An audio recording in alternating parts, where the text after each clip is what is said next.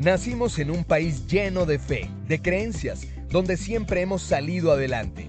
Somos de un lugar donde la alegría nos hace únicos, auténticos y nos acerca, sacando lo mejor de cada uno. Porque estamos unidos y como familia nos sobreponemos a lo que sea. Los colombianos nunca estamos solos, siempre nos acompañamos, trabajamos juntos para lograr nuestras metas y esa solidaridad nos llena de orgullo. Somos parte de esta tierra y la vivimos con el optimismo que nos representa.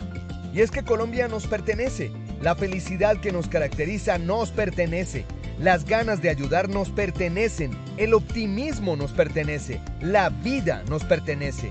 Y la única aseguradora que es de todos los colombianos, no puede ser la excepción, Positiva nos pertenece. Por esto y mucho más, Colombia vive Positiva.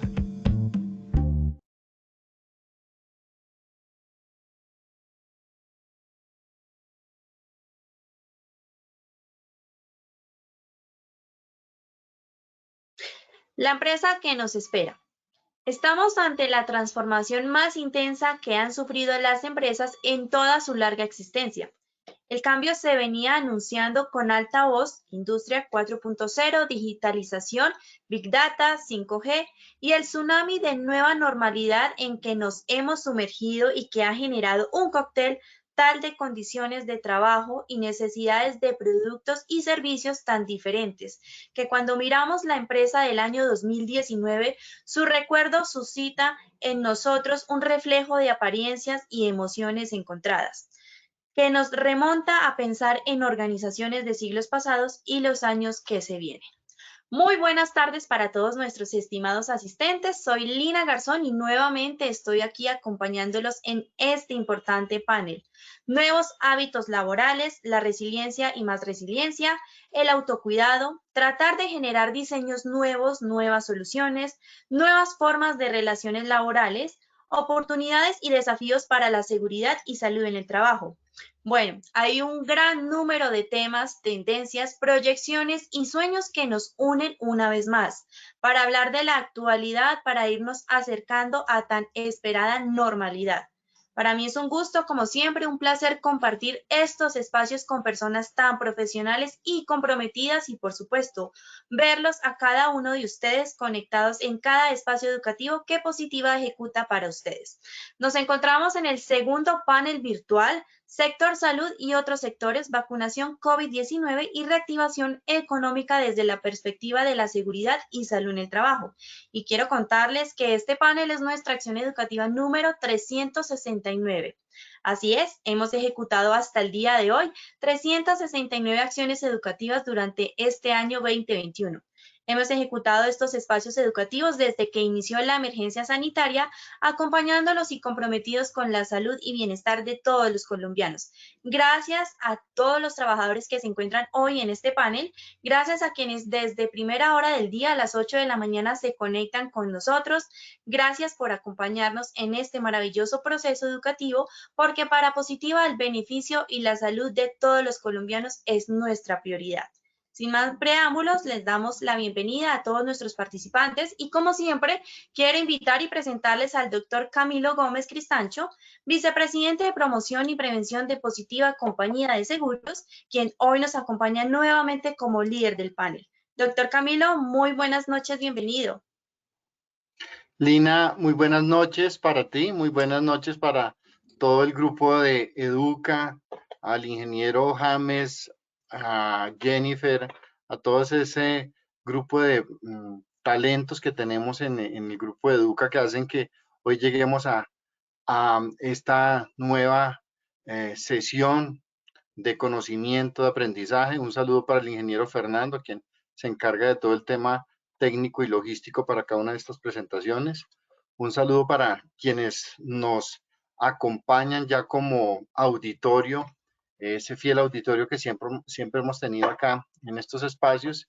Y pues ni más faltaba un saludo a quienes han compartido este panel de salud en los meses anteriores. Hoy quiero que todos pues le enviemos un saludo al doctor Carlos Pérez, que no nos puede acompañar, está afrontando una condición médica ya, gracias a Dios, superada, y pues un saludo para él y para toda su familia que continúe en ese proceso de recuperación. Hoy, como bien lo decía Lina, tenemos una dinámica diferente tal vez a la frecuente que utilizábamos del tema de preguntas y demás. Si bien hay unas preguntas muy centradas en la exposición que hará cada uno de nuestros panelistas en el día de hoy, vamos a tocar 3 temas importantísimos en esta nueva normalidad, en esta reactivación económica, en esta continuidad de la reactivación económica. Y es por eso que buscamos 3 temas importantísimos. El tema de la nueva realidad, cómo afrontamos, cómo disfrutar la vida en ella. Para ese tema nos acompañará el doctor Julio César Castellanos. Un segundo tema no menos importante y tiene que ver con todos los mitos y realidades frente al tema de vacunación que aún a pesar que se aborde de manera continua, pues siguen existiendo esos aspectos siempre interrogantes y demás, y para eso nos acompañará el doctor Cristian Pallares, y finalmente la doctora Yasmín nos acompañará con un tema no menos importante, y es todo el tema de la utilización de las nuevas tecnologías en salud en el marco de la pandemia. Entonces quisiera, mis apreciados doctores, que encendieran su cámara para saludarlos y que todos nuestros asistentes pues también los puedan acá ver.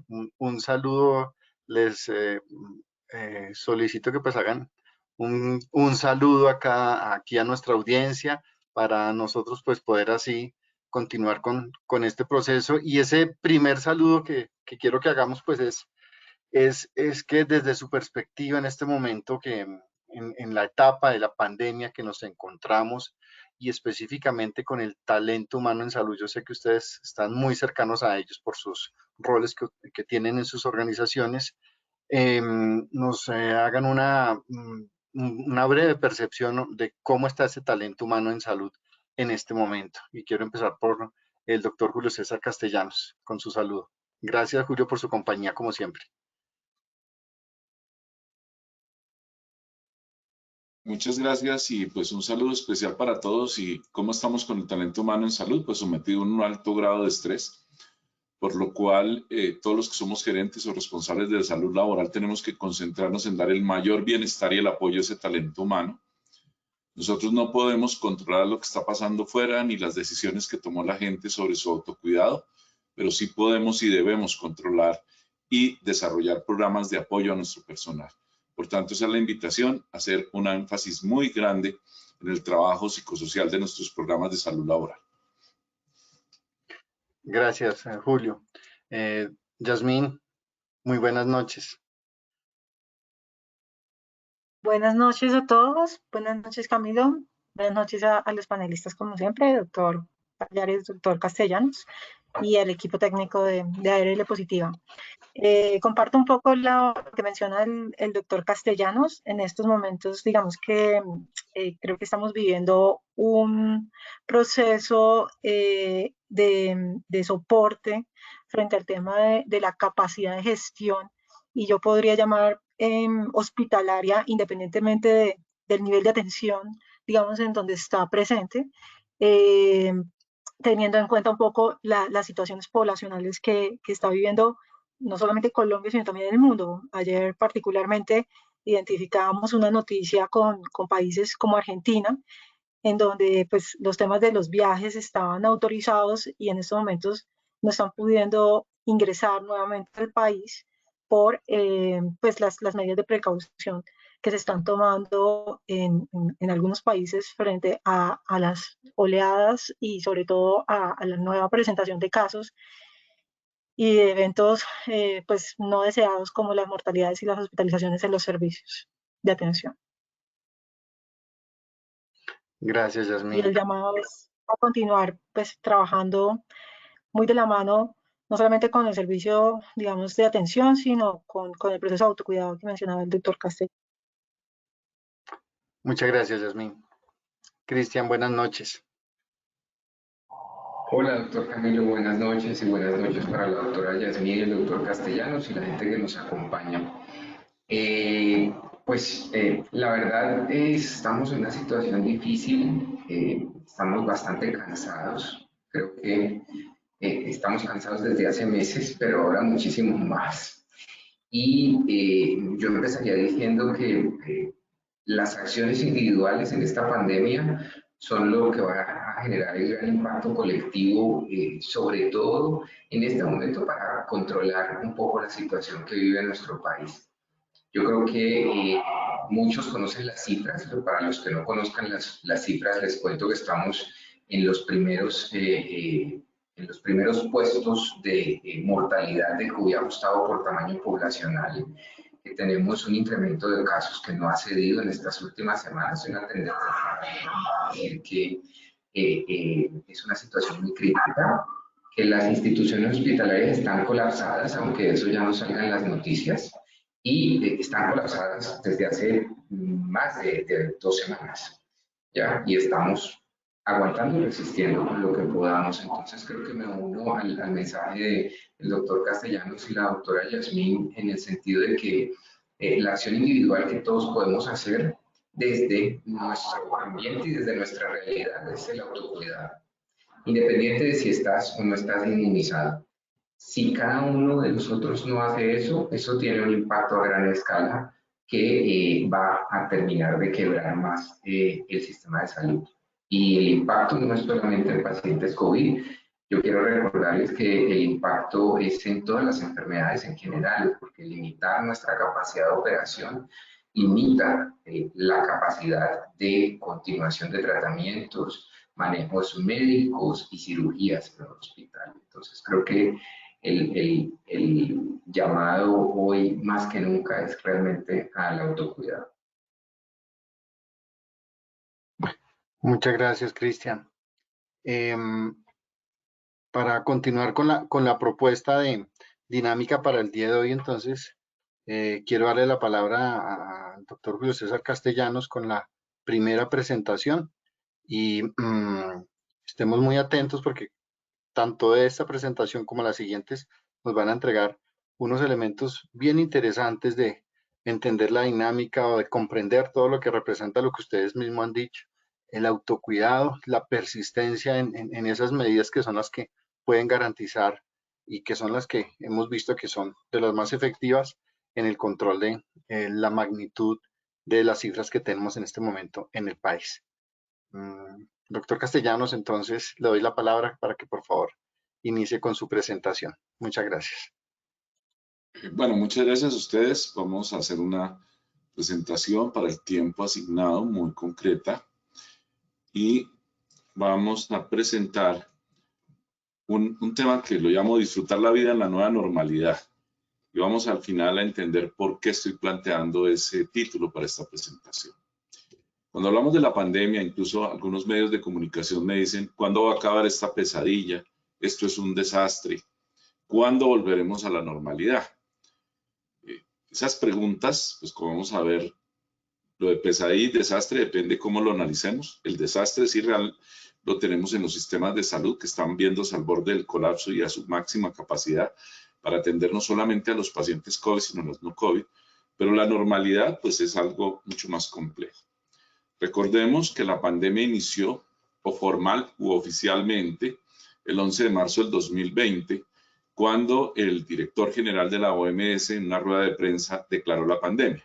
Esto es una epidemia de carácter mundial y ahí empezamos a elucubrar esperanzas de si iba a durar 3 meses, 6, de que si tuviéramos las vacunas. La realidad es que este es un proceso en que tenemos claro cuándo empieza, pero nadie tiene claro cuándo va a terminar. ¿Y esto por qué se plantea? Porque como ustedes ven, a pesar de la vacunación de varios elementos, el tema de pandemia quiere decir que es una epidemia que está en todo el mundo. Mientras en el mundo en general no se controle, los países aislados pueden hacer grandes avances, como el caso de Israel, un poco Estados Unidos en función de la vacunación, pero siempre van a tener brotes, recaídas, casos clínicos. Entonces, el final de la pandemia no lo tenemos claro. Por tanto, al no tenerlos claro, hay que hacer una reflexión distinta, porque lo que estamos en medio es de una crisis de salud generada fundamentalmente por la incertidumbre del no del comportamiento del virus, sino del comportamiento humano con relación al virus y de ese cuándo lograremos llegar a lo que se llama la inmunidad de rebaño o al punto de superación de la pandemia. Con respecto a esto de crisis, a mí siempre que hablo de crisis o de problemas me encanta traer la experiencia japonesa. En japonés, crisis está compuesto por dos kanjis. Kanjis es la forma en que se escribe el idioma japonés, que son peligro y oportunidad. O sea, para la filosofía y para el pensamiento y la cultura japonesa, una crisis es cuando hay mucho peligro, pero hay oportunidad. El mejor ejemplo de esto fue cómo los japoneses, después de la Segunda Guerra Mundial, recuerden que quedaron derrotados, con dos poblaciones muy afectadas por el bombardeo atómico, sin industria, sin dinero, en una isla que no tiene recursos naturales. O sea, les quedó gente con hambre, gente herida, y no obstante eso, lograron superar y producir la nación que hoy nos acompaña, que es ejemplo mundial para muchas cosas. Claro, ellos tienen una ventaja, es que en su cultura, además de ver la crisis como un peligro y una oportunidad, tienen el asunto de la disciplina. Por allá nos decía Kenyorito Díaz, nuestro conferencista colombo japonés, que la disciplina al final vence la inteligencia. En cambio, nosotros en Colombia pensamos que la viveza es más importante que lo demás, lo cual no es cierto, porque definitivamente con la viveza no logramos los avances que un pueblo como el japonés nos ha mostrado con la disciplina. E igual otros de los tigres asiáticos. Quería traer solo la mención por la importancia de lo que significa crisis en el idioma japonés. ¿Qué dice el diccionario de la Real Academia Española sobre qué es normal? Que se halla en su estado natural, que es habitual, ordinario, o dicho de una cosa que por su naturaleza, forma o magnitud se ajusta a ciertas normas fijadas de antemano. ¿Qué es lo cierto? En este momento sabemos que el virus está en estado natural, que el convivir con el virus y la cantidad de casos se volvió habitual, ordinario, y además que se ajusta a normas fijadas de antemano. Ya les voy a presentar por qué me atrevo a decir esto, porque esa es otra realidad. O sea, hemos avanzado mucho en conocimiento, por tanto tenemos más certeza. Por eso no tenemos que decir que estamos ya en una situación anormal, estamos en una situación de crisis, pero que es una nueva normalidad porque cumple con todas estas definiciones. Aquí hay algo importante y es que me encanta trabajar cuando hablo de los temas de bienestar y social, la pirámide de necesidades de Maslow. No me detengo por el tiempo a hablar a profundidad del autor, pero recordemos que él dice que el primer nivel de necesidades de los seres humanos es las necesidades fisiológicas o básicas, como la alimentación, el mantenimiento de la salud, la respiración, el descanso o el sexo. El segundo, la necesidad de sentirse seguro y protegido, vivienda y empleo, las necesidades sociales, el desarrollo afectivo, asociación, aceptación, afecto, intimidad sexual. Más adelante, la necesidad de autoestima, el reconocimiento, la confianza, el respeto y el éxito. Y finalmente, la necesidad de autorrealización, que es la máxima, la quinta, la máxima, la de poder hacer un desarrollo potencial. Claro, no para todas las culturas la autorrealización es igual. Para nosotros, en algunos casos, sobre todo los latinoamericanos, somos muy dados a pensar a veces que la autorrealización es dinero con ostentación. Entonces vemos que nuestros ídolos ostentan sus aviones, sus apartamentos, sus ídolos culturales, pero si uno tiene por el otro lado, la gente que se autorrealiza son los que quieren servir mucho a otros, y pongamos casos como el de los Gates, de Melinda y Bill Gates, que a pesar de la separación tienen unas fundaciones donde hacen mucho dinero. Su objetivo, además de seguir manteniendo su dinero, es ayudar mucho y son los principales o de los principales apoyadores de funciones sociales en el mundo.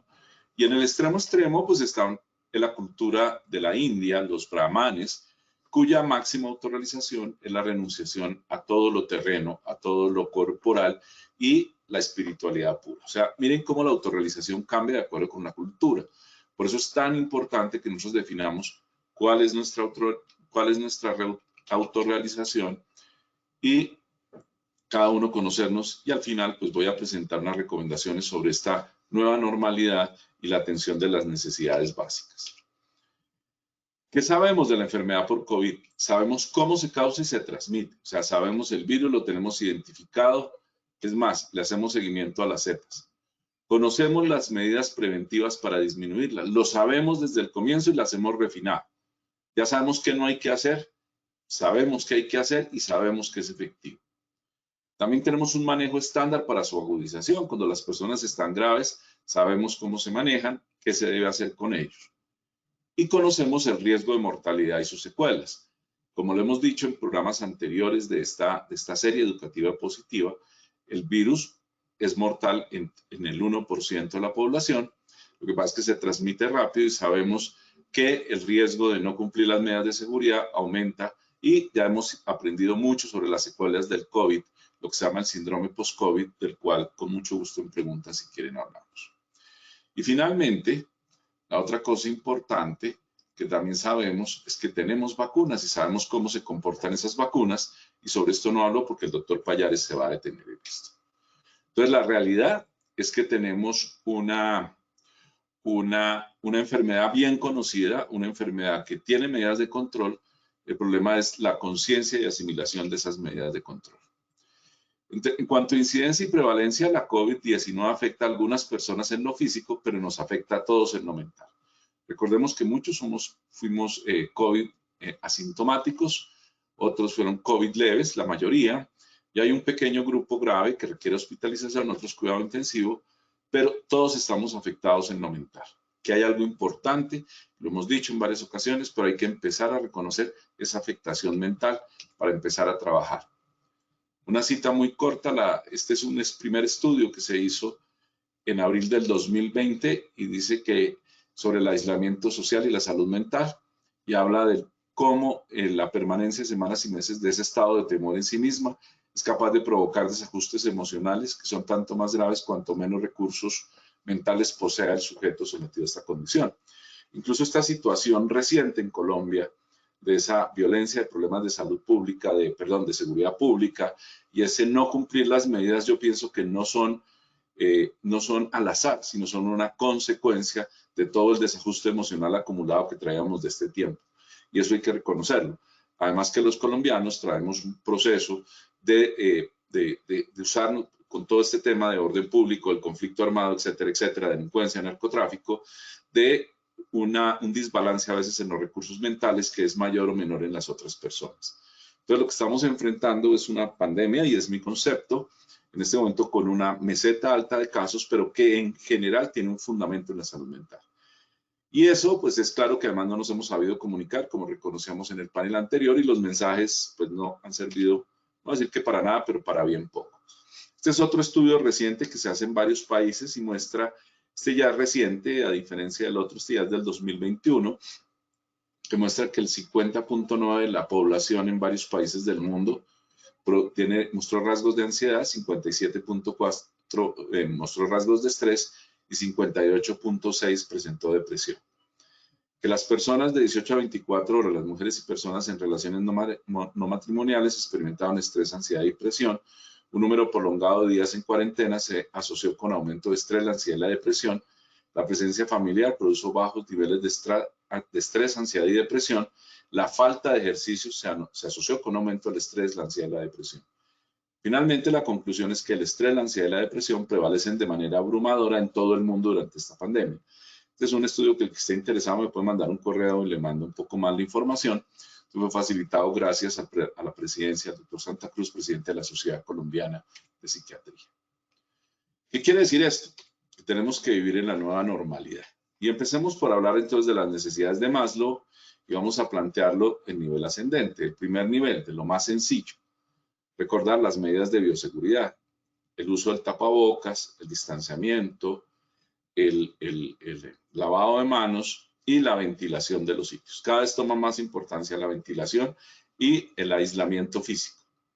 La dieta y el ejercicio, o sea, mantener una dieta que no nos sobrecargue de peso. Todos sabemos que un factor de riesgo importantísimo de esta enfermedad es el sobrepeso.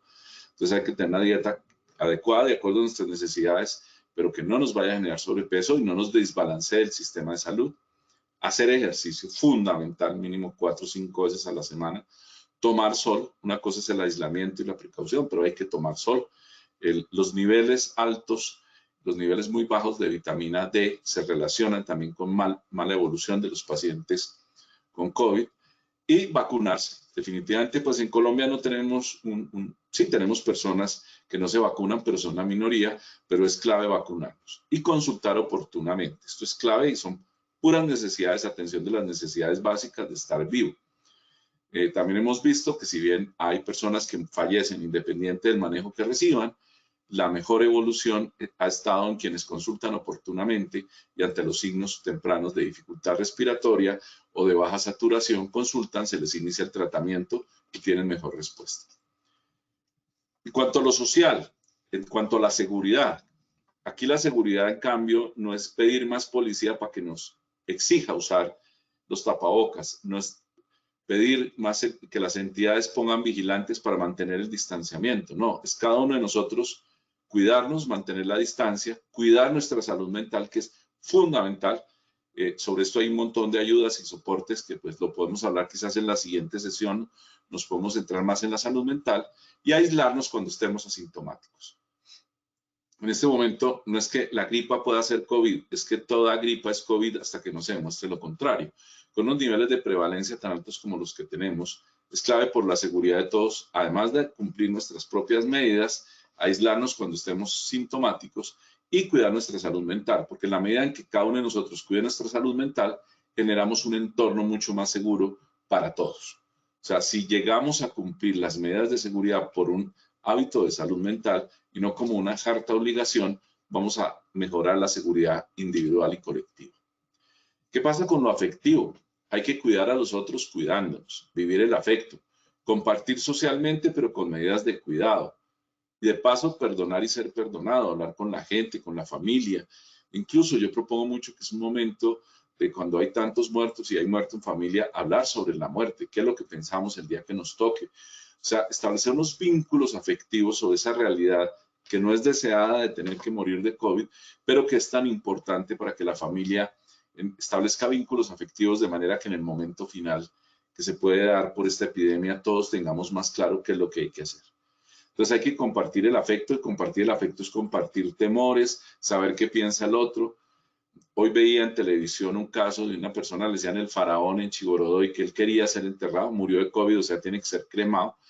La vida desde esta pandemia nos trajo sus cambios, pero si todos nos ponemos de acuerdo y sabemos como qué mensajes queremos, cómo nos gustaría despedirnos, etcétera, etcétera, vamos a mejorar lo afectivo a raíz del tema al cual debemos controlar el miedo, que es el miedo a morir. O sea, y es un tema que también apoya la salud mental, pero individual, si lo pensamos cuando es compartido con la familia, es una forma de compartir afecto, de vivir más cerca, de pues hacer celebraciones con la gente cercana, ojalá que esté vacunada, que esté asintomática, e incluso así sea muy cercano cuando la persona esté sintomática, pues cuadrar los temas de aislamiento y seguir las recomendaciones. En el cuarto nivel, con respecto a nuestro trabajo, a distinguirnos, respetar y respetarnos, hacer respetablemente lo que hacemos, hacer nuestro trabajo con cariño, mostrar lo que hacemos, asumir el liderazgo, ya que la mayoría que son profesionales de salud, yo hago un llamado a que seamos la voz de la tranquilidad que recomendamos, pero no los primeros que nos angustiamos. Yo a veces veo a los colegas en los noticieros totalmente asustados. Pues sí, el susto es normal, pero la sociedad que espera de los trabajadores, de nosotros, el sector salud, que tengamos claro nuestro liderazgo, que sepamos lo que estamos haciendo y que transmitamos esa seguridad. Y que poco a poco, con el ejercicio de esto, nos distinguimos, mostramos nuestro nivel de autoestima, nuestro nivel de liderazgo, y eso nos va construyendo como mejores personas. Y finalmente, independiente de cómo estemos viviendo, concentrarnos en nuestra autorrealización. Lo que llamamos ser feliz, entre comillas. La felicidad dicen que no existe, hay cientos de definiciones de felicidad, hay índices de felicidad. Lo cierto es que hay una condición, estado de bienestar, dicen el que cada uno de nosotros, independiente de todo y siguiendo estas sencillas normas, debe concentrarse. Cómo sentirse bien, cómo sentirse autorrealizado, cómo sentirse feliz con lo que hace y con lo que es en medio de lo que estamos viviendo. Estas son como las recomendaciones sencillas que les invito a tener en cuenta. La felicidad, como les dije antes cuando hablaba de la autorrealización, cuando presenté esta pirámide de Maslow, no es igual para todos. Cada uno de nosotros debe buscarla, entenderla, hacer un examen interno de nosotros, qué somos capaces de hacer, qué necesita nuestro mundo cercano y en qué podemos ayudar a ese mundo cercano y ser felices todos. Finalmente, a manera de conclusiones, dos cosas. El padre Rodolfo Ramón de Rúa hace unos días, él ya falleció de COVID hace unos días, él decía, a medida que fue envejeciendo, él entendía que había cosas que por la edad ya no iba a cambiar, Él decía, hay que vivir contentos con lo poco, con lo que nos va quedando.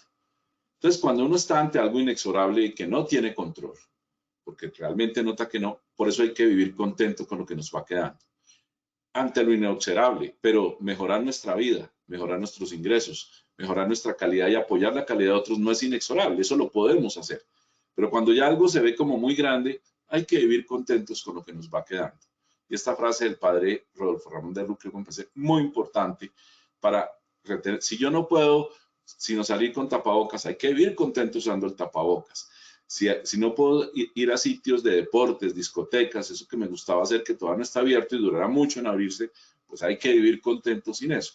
Hay que buscar formas de que eso que es inexorable y sobre lo que no tenemos control no nos limite para estar contentos. Y finalmente una reflexión. Al final, uno puede pensar como los faraones que fueron momificados porque pensaban renacer más adelante. Y estar momificados en vida es una opción, claro. Es estar deprimidos, aburridos, quejándonos, esperando cuando acaba esto, no cumpliendo las medidas, asustándonos cuando vemos que la muerte está cerca, pero no preocupándonos cuando estamos sintomáticos, cuando vamos en el medio masivo de transporte y no usamos el tapabocas, etcétera, etcétera. Por eso la invitación para esta nueva realidad es a que seamos como el ave fénix, que renazcamos de nuestras cenizas, de que esto malo que tenemos lo introspectemos, trabajemos y salgamos de esas cenizas, renazcamos de esas cenizas, de esa mala situación y vivamos mejor, vivamos con liderazgo y vivamos felices. El cansancio del trabajo y todo eso, todo es manejable.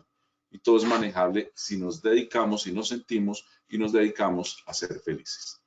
Como les decíamos, las preguntas las contestaremos más adelante y muchas gracias por la oportunidad y recuerden, hay que ser felices y vivir contentos con aquello que no podemos controlar, pero viviendo plenamente nuestra vida y manteniendo nuestra autorrealización. Muchas gracias. Julio, muchas gracias por tan importante intervención. Tú hiciste un recorrido desde partir de el entorno en que estamos, en la gran incertidumbre que representa para cada uno de nosotros las situaciones personales, familiares y profesionales por las que estemos cruzando en este momento. La crisis vista como una importante oportunidad, y cuando tú describes la pirámide de Maslow frente a toda la descripción de necesidades y demás, pues precisar también a veces que debemos pensar en ubicar nuestras necesidades de acuerdo a el momento en que estamos nosotros abordando en estas circunstancias. El énfasis que haces para el tema de la salud mental, de la preocupación mundial que existe frente a esa etapa de pandemia que tendremos, no debemos dudarlo, que hacia allá vamos a llegar. Y finalmente, pues esas recomendaciones tan valiosas que haces de aprovechar cada momento, de vivir cada segundo, de entender ser felices y saberlo ser con los recursos que tenemos. Yo quiero acá compartir una situación personal vivida el día de hoy frente a una situación particular.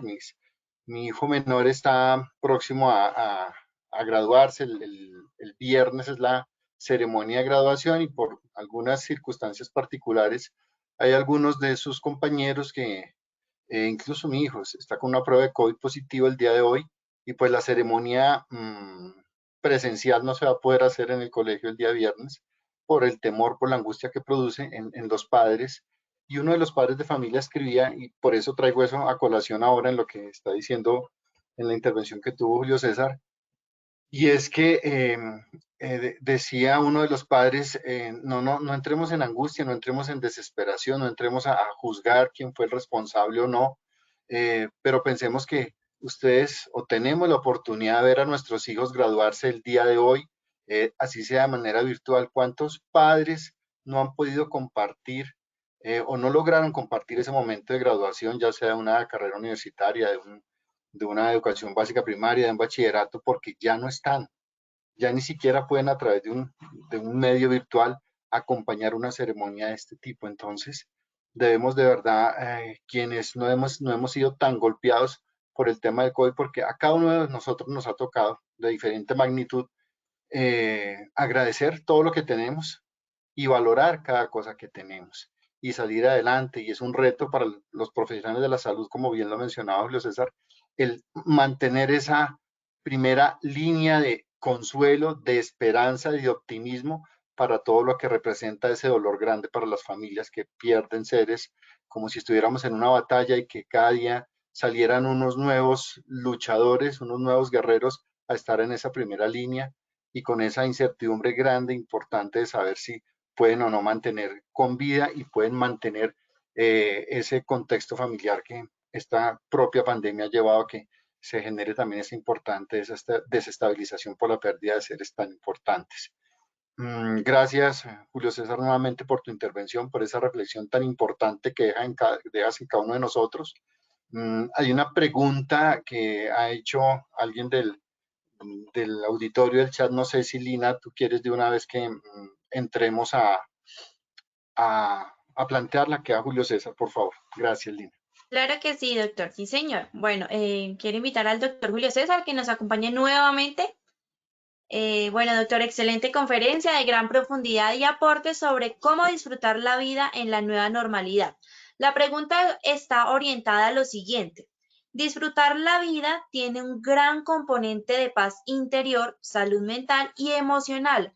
Muchos de los trabajadores han evidenciado que en tiempos de COVID la transformación de los modelos de negocio y las nuevas formas de trabajo han permitido lograr experiencias muy exitosas frente a temas como el equilibrio casa, empresa, trabajo, familia, los ahorros y la optimización de tiempo por desplazamientos, la organización y efectividad a la hora de realizar el trabajo. Doctor Julio, pensando en el trabajador y en la empresa, en el bien de los procesos, ¿cómo podemos hacer los gerentes de talento humano y directivos de las organizaciones para incidir que con amor, con disfrute, aceptación, resiliencia, los trabajadores regresen a la anterior normalidad a sabiendas que hoy podemos estar en otra normalidad completamente distinta? El tema es que el teletrabajo no es la solución a todo. Incluso las situaciones cambian muchísimo de familia a familia. Una familia donde hay 3 hijos, esposos, ambos trabajan y los 3 hijos tienen que hacer estudio o alternancia, porque todavía, pues ahorita cuando arranquemos a estudiar alternancia, pues con todo respeto, es un ambiente familiar sumamente tensionado. O sea, eso no es tan fácil, ni todos los casos, ni todo funciona igual. Mi recomendación es que replanteen muy bien qué puede quedarse, porque sí, siempre, incluso en el hospital ya teníamos avance en cargos de teletrabajo. Una cosa es trabajo en casa forzados por la pandemia y otra cosa es teletrabajo programado porque contribuye a la empresa de manera importante. Lo que sí yo he visto es problemas muy graves por teletrabajo en entidades públicas y privadas donde no hay quien responda, los procesos se demoran mucho más, la atención es despersonalizada. O sea, les puedo dar cientos de ejemplos, pero no voy a tener ahí. Yo les decía en alguna reunión con EPS, en una evaluación, les decía, ojo, teletrabajo no es tele lejos del trabajo, sino teletrabajo a distancia, porque se volvió lejos del trabajo. Entonces, ahí el tema es dónde están y cómo están mejor las personas y cómo se aporta mejor a la empresa. Por tanto, no es una respuesta universal y es un trabajo que hay que hacer muy moderado en cada tipo de organización. Por ejemplo, los hospitales sí tenemos opciones de teletrabajo, pero mucho menos que cualquier empresa administrativa. Incluso una EPS, uno la podría, yo imaginaría una EPS totalmente o una RL totalmente descentralizada y en teletrabajo. Pero no poniendo al trabajador que gana menos a luchar con su familia a ver quién coge la red, sino poniendo centros, digamos, de trabajo periféricos en estos coworking, donde la persona se puede conectar y trabajar y desarrollar. Porque imagínense estar todo el tiempo en casa trabajando y trabajando y viviendo. Eso causa una carga también de encierro que no es positivo. Eso de que tan rico trabajar en la casa no siempre es cierto. Por eso es un tema de análisis del individuo, del trabajo y de la empresa, y los mecanismos hay que usarlos de la mejor manera para mantener esos dos objetivos, el mejor bienestar en el trabajador y el rendimiento para la empresa bien balanceados.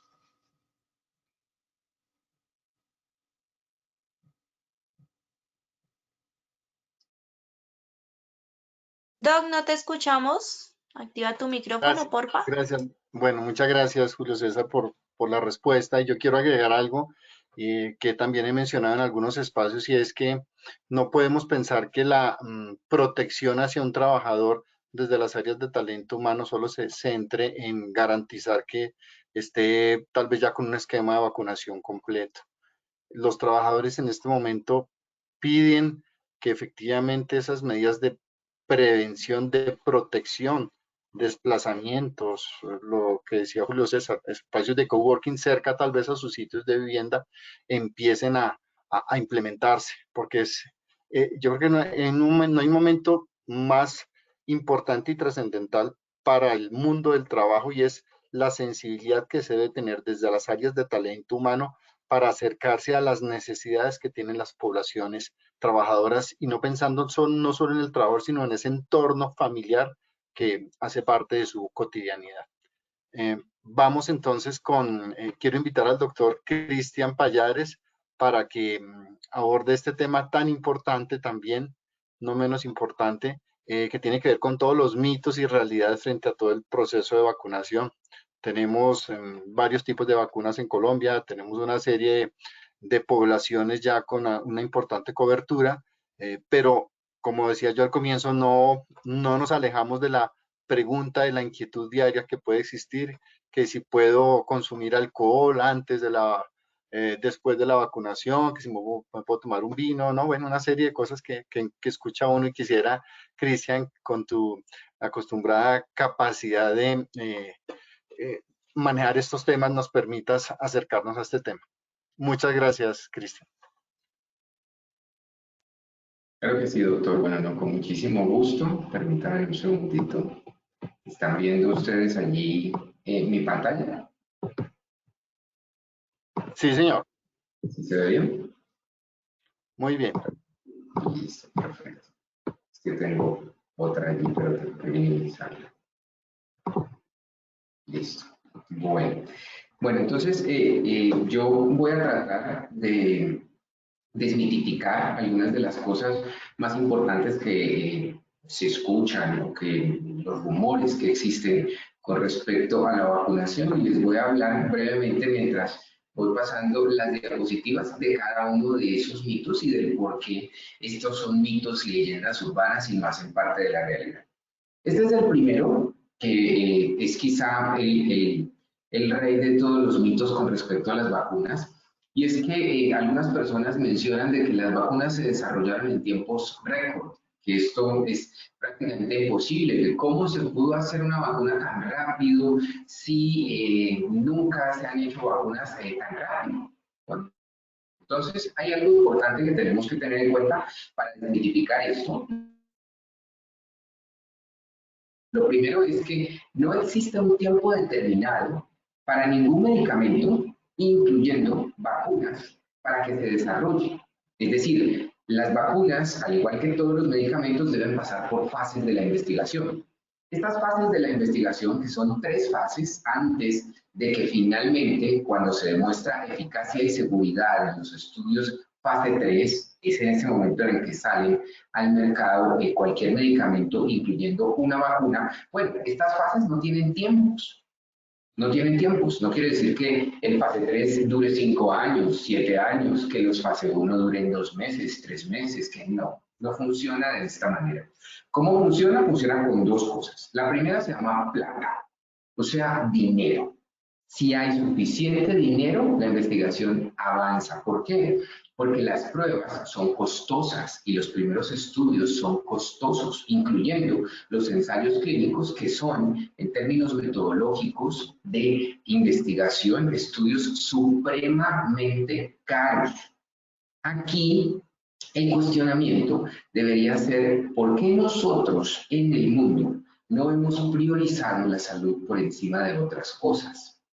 Si la salud fuera priorizada por encima de otras cosas, tendríamos dinero suficiente para desarrollar vacunas contra otras enfermedades infectocontagiosas que generan muchísimo daño en el mundo, y contra otras cosas que son problemas de salud pública. Entonces, sí es importante tener presente que la plata es fundamental.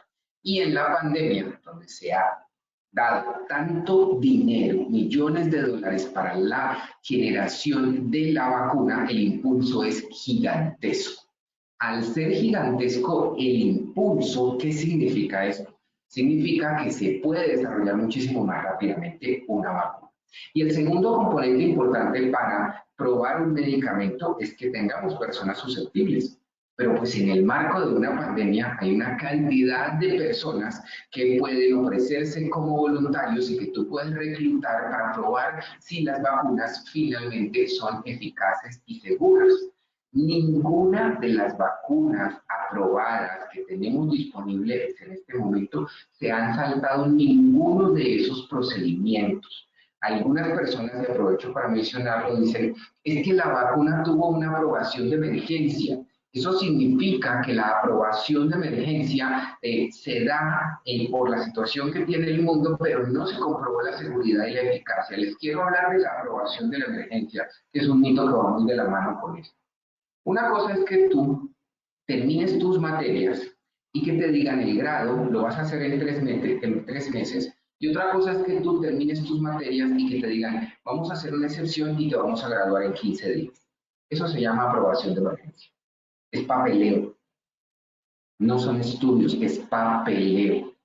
¿Qué significa eso? Significa que se aprobó de emergencia porque se saltaron toda la vuelta burocrática para poder entregar más rápidamente las vacunas, pero no que se saltaron el ensayo clínico controlado que demostró eficacia y seguridad con los análisis interinos, los resultados iniciales y los resultados finales.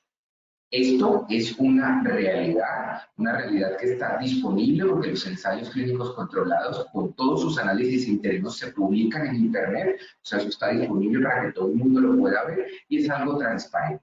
Entonces, esto es un mito que nos lleva a replantearnos como humanidad que la salud debería ser el rubro económico al cual se destinen muchísimos más recursos por encima de cualquier otra cosa, y eso nos hubiera ahorrado muchísimos problemas y nos ahorraría en un futuro muchos más problemas. Este es otro mito importante que la gente menciona, y es que la vacuna es un virus que le inyectan a la gente y que por eso muere muchísima gente. Bueno, ninguna de las plataformas que nosotros tenemos disponibles para SARS-CoV-2 son virus directamente al hombro de las personas. De hecho, ninguna de las vacunas es de virus vivo atenuado. La vacuna que más se acerca a eso es de virus inactivo, que es como fragmentos del cadáver de un virus lo que te aplican. Las otras vacunas, la de RNA es información genética, pero eso hace parte de otro mito y ahora lo vamos a hablar, para codificar algunos fragmentos de una proteína, esa proteína espicular, la que le da esos cachitos que tiene el coronavirus, y la otra son vectores virales y otras son de proteínas recombinantes purificadas, pero no tenemos ninguna de virus vivo atenuado. Dicho esto, es importante mencionar que el origen de las vacunas es precisamente la aplicación del microorganismo debilitado en pequeñas cantidades. Y así fue como hace más de un siglo nacieron las vacunas. Es como hacer una enfermedad chiquita, es como un simulacro. Ese es el origen de las vacunas. O sea que si pensabas que las otras vacunas, no, pues hay muchas del esquema de vacunación que normalmente nos aplican a todos los colombianos y a todas las personas en el mundo que sí son virus vivos atenuados. O sea, es el microorganismo debilitado. Eso es una vacuna. Esas son las vacunas, las primeras vacunas en el mundo se crearon con esas plataformas. Eso no es descabellado, así funcionan las vacunas. Una vacuna es un simulacro para preparar a tu cuerpo para cuando se enfrente a la infección sepa defenderse. Y que mueren muchas personas, y esto se vuelve como una leyenda urbana, mucha gente con la vacunación muriéndose, muchos muertos por la vacunación, no, se están muriendo por la pandemia. Si a ti te aplican una vacuna y empiezas a enfermarte a los 3, 4, 5 días, eso en este escenario, con este momento, con esta tasa de ataque, esta incidencia en nuestro país es perfectamente normal. Y cuando empezamos a vacunar a los trabajadores de la salud, nos pasó en muchas instituciones hospitalarias también. Y allí, entonces, empezamos a desmitificar el hecho de que las vacunas estén matando a las personas, cosa que no es cierto.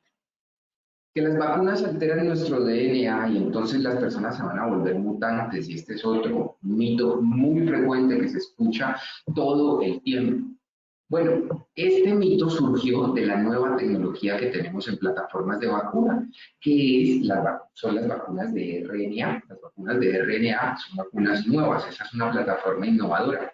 Pero lo que tienen esas vacunas es el RNA que codifica el mensaje, que ayuda a codificar fragmentos de las proteínas espiculares del virus. Ese RNA, nuestro núcleo celular tiene DNA, y para que el RNA pudiera llegar al DNA, necesitaría varias enzimas para entrar al núcleo celular, una transcriptasa reversa para volverse idioma DNA, porque RNA y DNA son incompatibles, y otras enzimas más para poder fragmentar nuestro DNA, ensamblarse, pegarse a él y volver nuevamente a la configuración que tiene nuestro código genético del núcleo celular. Esta vacuna no tiene eso.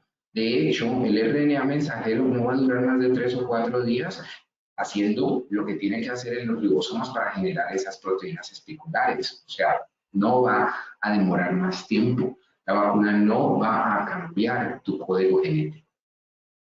Este es el mito que me parece a mí más chistoso de todos, y es que en la medida en que la vacunación avanzó, fueron avanzando los lapsos de tiempo en el que todos los vacunados íbamos a morir.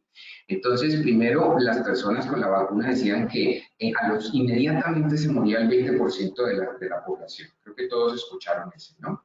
Entonces, todos los que empezamos con los trabajadores de la salud, pues pendientes a ver quién se nos iba a morir en las primeras 24 horas post vacunación, cuando empezamos la vacunación masiva.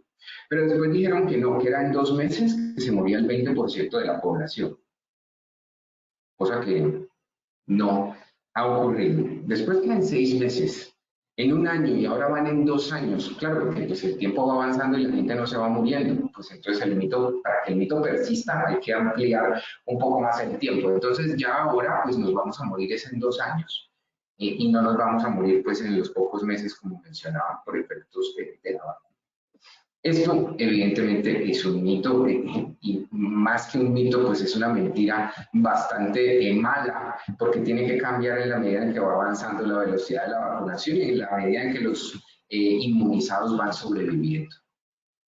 Este es otro mito que uno escucha muy frecuentemente, que los efectos adversos de las vacunas son mortales y que mucha gente muere por los efectos adversos, pero eso no es cierto. En realidad, las reacciones anafilácticas producto de esta vacunación son mínimas, son muy bajas. Claro, los efectos adversos como debilidad muscular, cansancio, fiebre, dolor de cabeza son frecuentes, pero no solo con la vacuna del SARS-CoV-2, son frecuentes con todas las vacunas. Quien se ha colocado una influenza, una vacuna contra la influenza, sabe de lo que estoy hablando. Quien tiene hijos y los ha vacunado sabe de lo que estoy hablando. Es que recuerden que la vacuna es un simulacro. Entonces, al ser un simulacro, tú puedes hacer algo llamado COVID-like, o sea, como muy parecido a lo que podría ser un COVID. Y eso es perfectamente normal. Se estima que más o menos entre el 60 y el 65% de las personas que se aplican una dosis de esta vacuna pueden hacer efectos adversos. Y es algo esperable, es algo que se debe manejar cuando se tiene el efecto. No tiene uno que tomarse una aspirina, un ibuprofeno, una acetaminofén antes de la vacuna. Uno no toma medicamentos profilácticos porque sí, salvo que estamos hablando de profilaxis antimicrobiana o otras patologías que necesitan medicamentos profilácticos, pero aquí ese no es el caso. Entonces es para mitigar los síntomas, para lo cual se toman cualquier tipo de medidas farmacológicas, pero de resto no. Y aquí también es importante decir que la gente que está muriendo en el mundo y en nuestro país, ya los más de 600 personas al día, que llevamos más de una semana reportando, en esta curva que asciende y asciende y asciende, se mueren por COVID, no se mueren por la vacuna, se mueren por el COVID. Este es un mito que genera muchas pérdidas económicas para quien lo cree, de que necesitan una prueba post-vacunación para saber si funcionó. Y eso yo lo asocio mucho a que nosotros, los latinoamericanos, somos muy incrédulos y necesitamos tener como un papel que certifique algo, que dé una constancia. La gente corre a hacerse pruebas después de una vacunación, pruebas que en este momento no son fáciles de interpretar, no funcionan en toda la plataforma. Muchas personas en la costa, por ejemplo, escucha uno muy frecuentemente que dicen es que me aplicaron Sinovac y nos hicimos anticuerpos y eso salió en 0. Claro, pero es que los títulos de anticuerpos neutralizantes anti-SARS-CoV-2 funcionan muy bien con las vacunas de plataforma de RNA mensajero, no con las de virus inactivo. pues puede que sea cero, pero no sea cierto. Ya no podemos tomar una prueba en la que todavía no conocemos bien primero cómo son los puntos de corte, pero que sí sabemos que no funciona igual para todas las plataformas, y asumir que porque tú no tienes esa prueba con un determinado título de anticuerpos no funciona. Y aquí también aprovecho para mencionar que algunas personas dicen y se comparan. Entonces, siempre tu casa es más grande que la mía. Entonces, yo tengo 174 unidades internacionales por microlitro de sangre, pero tú tienes más de 2.500, o sea que tú tienes muchísima más inmunidad que yo, ¿no? ¿Qué inmunidad tan mala? Yo tengo muy mala inmunidad, pero ¿quién dijo en qué momento partíamos el corte? Que está 0.5, 0.8 unidades internacionales por microlitro. O sea, de ahí para allá es ganancia. ¿Qué tanto es más ganancia? ¿Qué menos ganancia? Eso no lo sabemos, porque los anticuerpos neutralizantes van a llegar a un punto donde someten toda la carga viral y la neutralizan, y entonces ahí no sabemos de cuánto se necesita. Eso lo estamos aprendiendo. O sea que no puedes pensar que porque tienes 300 unidades internacionales por microlitro menos que otra persona, esa persona tiene mejor inmunidad que tú. Ni tampoco, dependiendo del tipo de vacunas, hacerte estas pruebas. Esto realmente no tiene mucho sentido, y por ahora no tenemos pruebas específicas para las plataformas para poder determinar esto. Entonces, no se gasten esa plática haciéndose pruebas post-vacunación para saber si la vacuna funcionó o no, porque eso no es necesario, y ninguna sociedad científica en el mundo, no estoy hablando solo de Colombia, lo está recomendando por este tipo de situaciones. Otras personas afirman que las vacunas positivizan la PCR y la prueba antigénica. Entonces, si no, la prueba está positiva, eso es por la vacunación. Bueno, como ya desmitificamos el otro mito de que te están aplicando el virus, pues es que a ti no te aplican el virus. O sea, no es un virus vivo atenuado lo que te están colocando. No hay forma alguna que una PCR o una prueba antigénica se pueda volver positiva porque te aplicaron la vacuna. Ninguna. Si tú eres positivo, es porque o eres un portador asintomático o tienes el coronavirus. Y si tus síntomas pasan 5, 6, 7 días y sigues después de la vacunación, eso ya no es efecto de la vacuna. Es porque tienes el virus. Y si te haces una prueba de PCR o una antigénica y sale positiva, tienes COVID. No, la vacuna no positiviza las PCRs ni las pruebas antigénicas. No es posible. Esto no tiene ninguna plausibilidad biológica. Es imposible que esa situación pueda ocurrir. Y recordemos que estamos en medio de un pico prolongadísimo, donde hay una tasa de contagio gigantesca y donde obviamente va a coincidir y coincide muchísimo que personas vacunadas finalmente estén contagiadas por COVID, porque o se contagian en la vacunación, el día de la vacunación por la aglomeración, o se contagian antes por aglomeraciones previas, o se contagian después. Este mito es muy también de la comparación. Es algo que personalmente creo que es muy nocivo en este momento. Y entonces las personas dicen, hay unas vacunas mejores que otras vacunas. Entonces yo quiero Pfizer. Yo no quiero CoronaVac, ni quiero la que da trombos, que es AstraZeneca. Yo quiero Pfizer porque esa vacuna es buenísima. Bueno, pues resulta que tú no puedes comparar a las vacunas entre ellas. ¿Por qué razón? Porque los ensayos clínicos se hicieron en momentos distintos, con población diferente y en momentos epidemiológicos distintos. Entonces, si tú miras a Pfizer y a Moderna, donde en los Estados Unidos e Inglaterra aportaron una población importante de personas que se encontraban en ese momento en un momento de valle, donde la transmisión del contagio no era tan alta, y la comparas con una CoronaVac en chilenos, por ejemplo, o brasileños, en máximos momentos de pico de contagio, donde el riesgo de contagiarte es mayor, pues obviamente la eficacia de estas va a ser inferior a la eficacia de las otras. Porque entiéndanme que el ensayo clínico controlado no es que yo encierre a la gente. O sea, yo a la gente le aplico la vacuna y la gente sigue haciendo su vida. Y el que se cuida, se cuida. Y el que no se cuida, no se cuida. Y si estamos en medio de un pico gigantesco, pues cuídese o no se cuida, pues vas a tener un riesgo grande. Y si no te cuidas, mucho más. Ya, yo no encierro a la gente. Los ensayos clínicos controlados en humanos no es como en los ratones del laboratorio que tú encierras al ratoncito lo tienes allí, tú no haces eso, la gente es libre de hacer lo que quiera.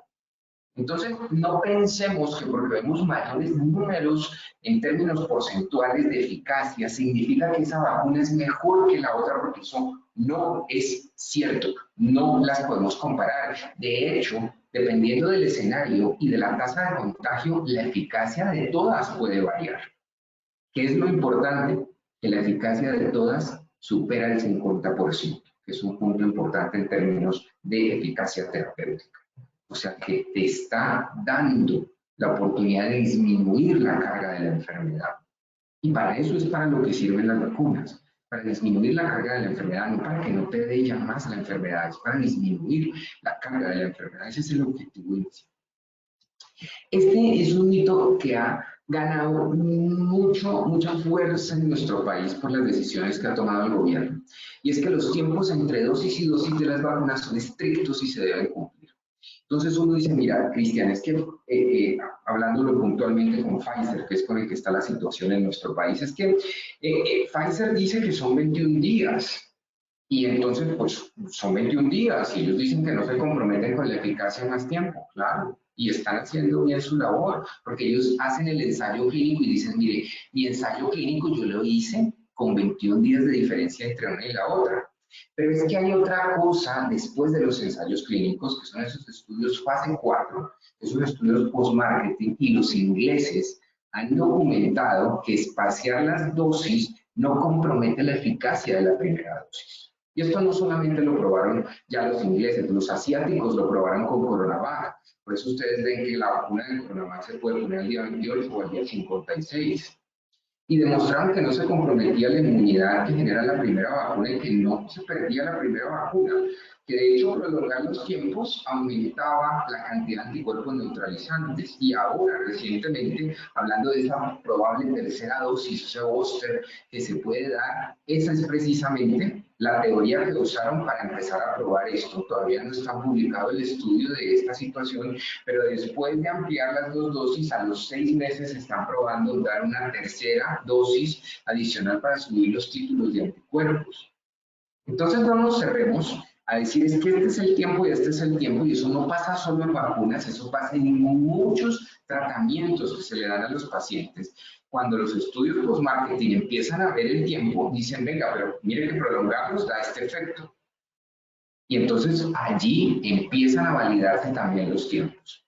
Obviamente, la estrategia que se tiene pensada con el objetivo de vacunar a muchísimas más personas depende de la empatía que nosotros tengamos por cuidarnos. Porque los ingleses no solamente fue administrarle primera dosis a todo el mundo, era también hacer restricciones para que la gente no se contagiara. Pero si vacunamos de primera dosis a todo el mundo, pero todos hacen lo que se les da la gana, pues allí la gente se va a seguir contagiando y peor, porque estamos haciendo la estrategia a medias. Pero en los tiempos hay mucha discusión y ya hay evidencia que ha mostrado que funciona. Funciona para las de vectores virales sin modelos de RNA hasta 90 días, 89 y 90 días, y para las de virus inactivo entre 28 hasta 56 días. Que si yo no tuve efectos adversos, la vacuna no funcionó. Es un mito que uno escucha muy frecuentemente. O sea, te tiene que doler la vacuna. O sea, ¿cómo así que te la colocaron y no te tumbó a la cama? No, a mí me tumbó, me dio fiebre, escalofrío. No, wow, no te funcionó porque pues, no hizo reacción. Pero es que la inmunidad no depende de los efectos adversos que tiene la vacuna. O sea, no significa que el que lo tumbó a la cama, lo puso a dormir 12 horas, ese tiene mejores títulos de anticuerpos que a ti, que fue como si no te colocaran nada y ni el chuzón siquiera el otro día te dolió. No, no hay una relación entre los efectos adversos y que la vacuna genere o no genere inmunidad. Eso no tiene nada que ver. Es de los mismos creadores de la segunda dosis es más fuerte que la primera, no. Y de esto sí hay estudios importantes que muestran que no hay diferencias estadísticamente significativas entre los efectos adversos de la primera y la segunda. Son independientes y no tienen que ver con que generes o no generes demasiada inmunidad. Eso es un mito. Este es un mito muy chistoso que ha salido en las últimas semanas, y es de que las vacunas tienen metales pesados, y entonces que por los metales pesados pues las monedas se pegan al hombro, ¿no? Miren, a mí por ejemplo me vacunaron y miren, la moneda se pega al hombro, ¿no? No sé si todos alcanzan a ver. Hay gente que se la pega pues en la cara y en todas partes. Claro que las monedas se pegan a la piel. Pues es que nosotros tenemos lubricación en la piel, la gente se echa cremas en la piel, transpiración, sudor, obvio que se van a pegar, ¿no? Pero eso no significa que las vacunas tengan metales pesados, ¿no? No, y ese viene, pues, este es el mito evolucionado de que la vacuna tenía un chip. Yo no incluí el de que la vacuna tenía un chip, porque uno también tiene que actualizarse en mitos, ¿no? Y ese mito, pues, ya es muy viejo, entonces no lo traigo a colación. Es un mito un poquito ya desactualizado. La evolución del mito es el de las monedas, ¿no? Ya no ve a la gente poniéndose las monedas en el brazo. Mire que sí, que tienen metales pesados, no, eso no es cierto. Que la vacuna le salvará la vida a la gente y entonces que la protección es total. Y creo que somos demasiado exigentes los seres humanos. Y la frase del doctor Castellano me encantó, la de que la noté inclusive, que hay que vivir contentos con lo que tenemos y entender lo que no podemos controlar, porque es que también queremos que la vacuna haga magia. Entonces tú no has hecho ejercicio en toda tu vida, eres hipertenso, diabético y obeso, y crees que la vacuna te va a proteger 100% contra las formas severas de la enfermedad. Y el riesgo residual, ¿te lo va a modificar la vacuna? Evidentemente no. ¿Sabes que a todos los viejitos que les pusieron Sinovac se murieron por la vacuna? Pero es que tienen 85, 90 años, tienen comorbilidades. La vacuna disminuye la probabilidad de hacer formas severas de la enfermedad. Y creo que allí nos faltó, cuando empezaron a salir los estudios de la vacunación, hablarles de algo llamado intervalo de confianza a muchas personas. Cuando decíamos es que la protección es casi del 100%, es porque los intervalos de confianza, o sea, esa probabilidad de que si repites el experimento infinito número de veces, hay una probabilidad del 95% de que la eficacia caiga entre esos dos números. Ese es los dos numeritos que están al lado del número grande que muestra eficacia. Significa que en algunos puede ser el 100%, pero en otros puede ser 85, o 83, o 70. Es un rango. Y la vacuna no reduce los riesgos residuales que tú tienes, los riesgos de nosotros, el no hacer ejercicio, el no tener hábitos de vida saludables, no lo va a quitar la vacunación. Ese ya es el riesgo que te quedó. La vacuna ayuda muchísimo. No pensemos que porque mueren personas inmunizadas significa que la vacuna no sirve. Le pedimos demasiado a una vacuna que se sacó en tiempo récord y que tiene las mejores eficacias contra contagio y contra formas severas de la enfermedad de la historia de las vacunas. Pero no va a ser total. Y aquí el llamado más importante es que de verdad nosotros tenemos que seguir con el autocuidado, porque el autocuidado es ese pedazo adicional.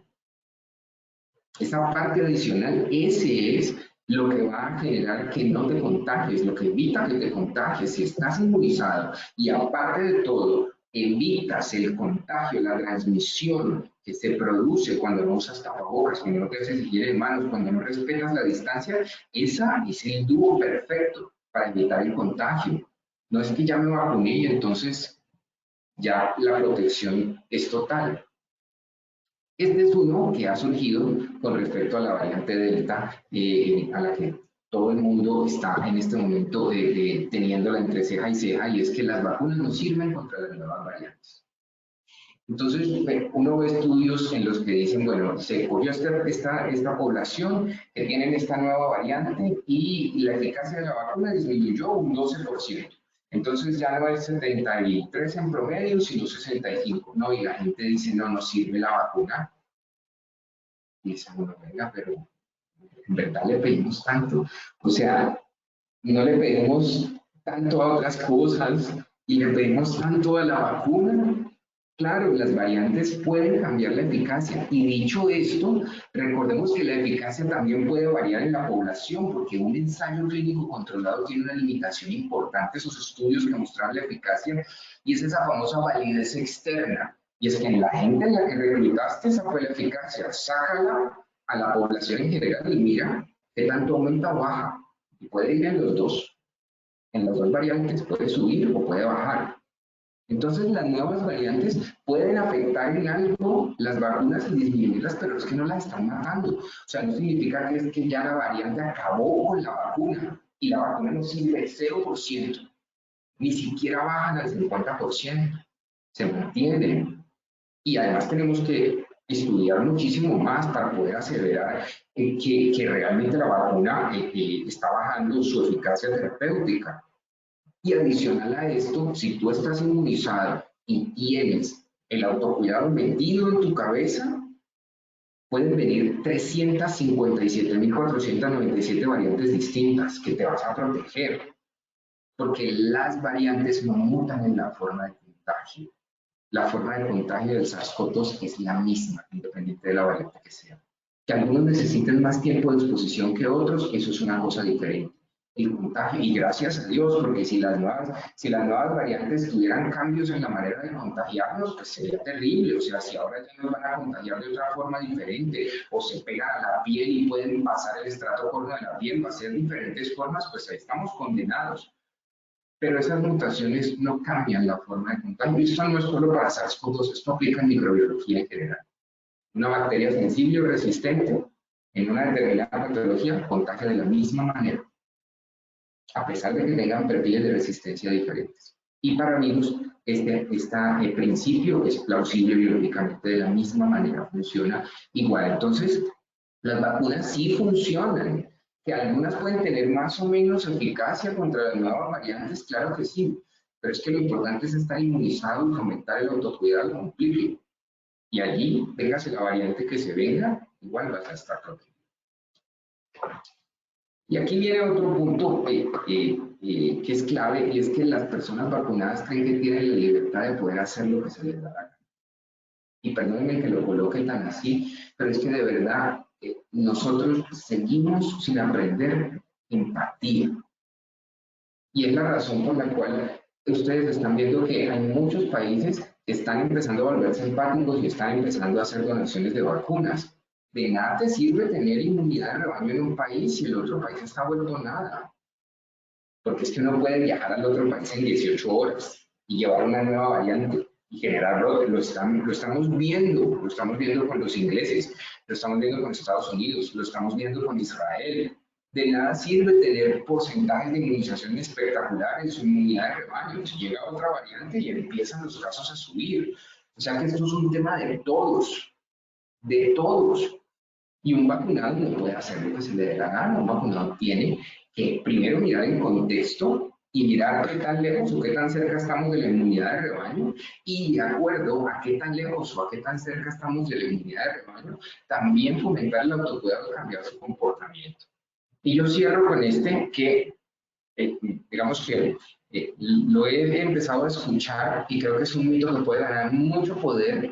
En este momento tenemos más de 600 personas. Yo espero que se les quede esta desmitificación a las personas que nos están escuchando, porque ya vamos a tener empresas que adquieren vacunas y van a empezar a vacunar a la gente. Y muchas empresas pueden decir, las empresas vacunadas pueden volver a la normalidad. No. Porque es que la empresa vacunada es este pedacito. Pero tu gente de la empresa vacunada no es un ensayo clínico, tu gente sale. Y cuando tu gente salga, se va a encontrar ¿con quién? Con el que no está vacunado. Y adivina qué va a pasar. El que no está vacunado te lo va a pegar. Y ese inmunizado contagiado va a llegar a la supuesta inmunidad de rebaño que tenías en la empresa. ¿Qué va a hacer? Contagiarte al resto. Y si adicionalmente dentro de esos inmunizados tienes personas con comorbilidades no controladas que tengan riesgos residuales importantes, puede llegar a matarte un inmunizado. Entonces la inmunidad es global, no es una inmunidad sectorizada. No es que no, ya en esta empresa estamos todos vacunados y entonces inmunidad de rebaño. Y el resto de la población, menos del 10% inmunizados, que es nuestra situación en este momento en el país. Eso no es inmunidad de rebaño. Sería inmunidad de rebaño si dejas a las personas de la empresa metidas allí y no las sacan nunca más. Si no, no, porque van a tener contacto con no inmunizados y allí pues van a empezar a tener problemas. Bueno, esos eran los mitos más importantes que yo quería expresarles. De verdad que muchísimas gracias por la atención, que apenas si me extendí un poquito. El mito del trago del doctor Camilo, del alcohol, que es algo que la gente pregunta muchísimo. Ahí es importante mencionar, no hay restricciones en tomar o no tomar un vino, una cerveza antes o después de la vacuna, pero los estados de alcoholización y las borracheras frecuentemente son estados inmunosupresores, que digámoslo vulgarmente pueden atontar tu sistema inmunológico. Entonces, esas borracheras extremas sí generan estados de inmunosupresión importantes. Bueno, muchas gracias por la atención. Qué pena la cantaleta. Cristian, muchas gracias por tu intervención. Como siempre, tocando los puntos de alta sensibilidad y con ese último mito frente al tema de empresas, me parece súper valioso y súper válido en estos momentos tenerlo en cuenta y que, como tú lo decías, nuestros 620 asistentes lo repliquen para que efectivamente nosotros podamos de una manera muy clara entender que la prevención de los contagios deriva de la protección no solo a través de una vacuna, sino de la continuidad en todo lo que tiene que ver con el autocuidado. Y también me queda claro que hay que hacer una actualización de mitos porque constantemente vamos teniendo unas nuevas situaciones que inquietan a la población en general. Quisiéramos terminar contigo con una pregunta que tenemos preparada para que por favor, Lina, procedas a hacer la pregunta al doctor Cristian. Claro que sí, doctor. Bueno, doctor, tú como siempre en representación de Positiva nos has brindado un acompañamiento muy pertinente, oportuno y de gran valor para la organización. Sobre los mitos y realidades para todos, no es secreto que muchos son generados de forma voluntaria y por intereses propios. Aunque todos estos encuentros se desarrollen permanentemente, y aprovecho para dar gracias a Positiva por ese plan educativo tan completo, mi pregunta va orientada a lo siguiente. Doctor, ¿cómo desde la cultura empresarial, la misión y visión podemos contribuir para que los trabajadores sean multiplicadores de más realidades y menos mitos, más multiplicadores de buenas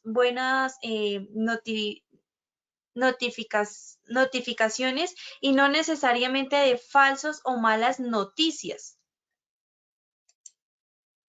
Bueno, yo les voy a dar una estrategia que a mí me ha funcionado muy bien en mi sitio de trabajo y tiene que ver con, primero, identificar aquellas personas o que son generadoras de los mitos o aquellas personas que son más creyentes de los mitos. A nosotros, por ejemplo, en la clínica nos ocurrió con vacunación.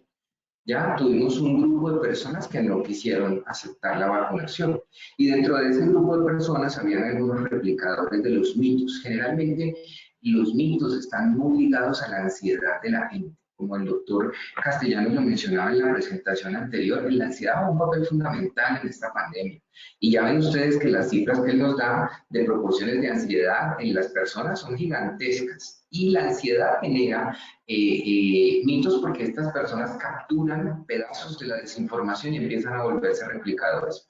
Mi consejo para las empresas sería: habiliten espacios donde las personas puedan preguntar libremente, donde las personas puedan tener libremente la capacidad de preguntar sobre cualquier mito y sobre cualquier duda.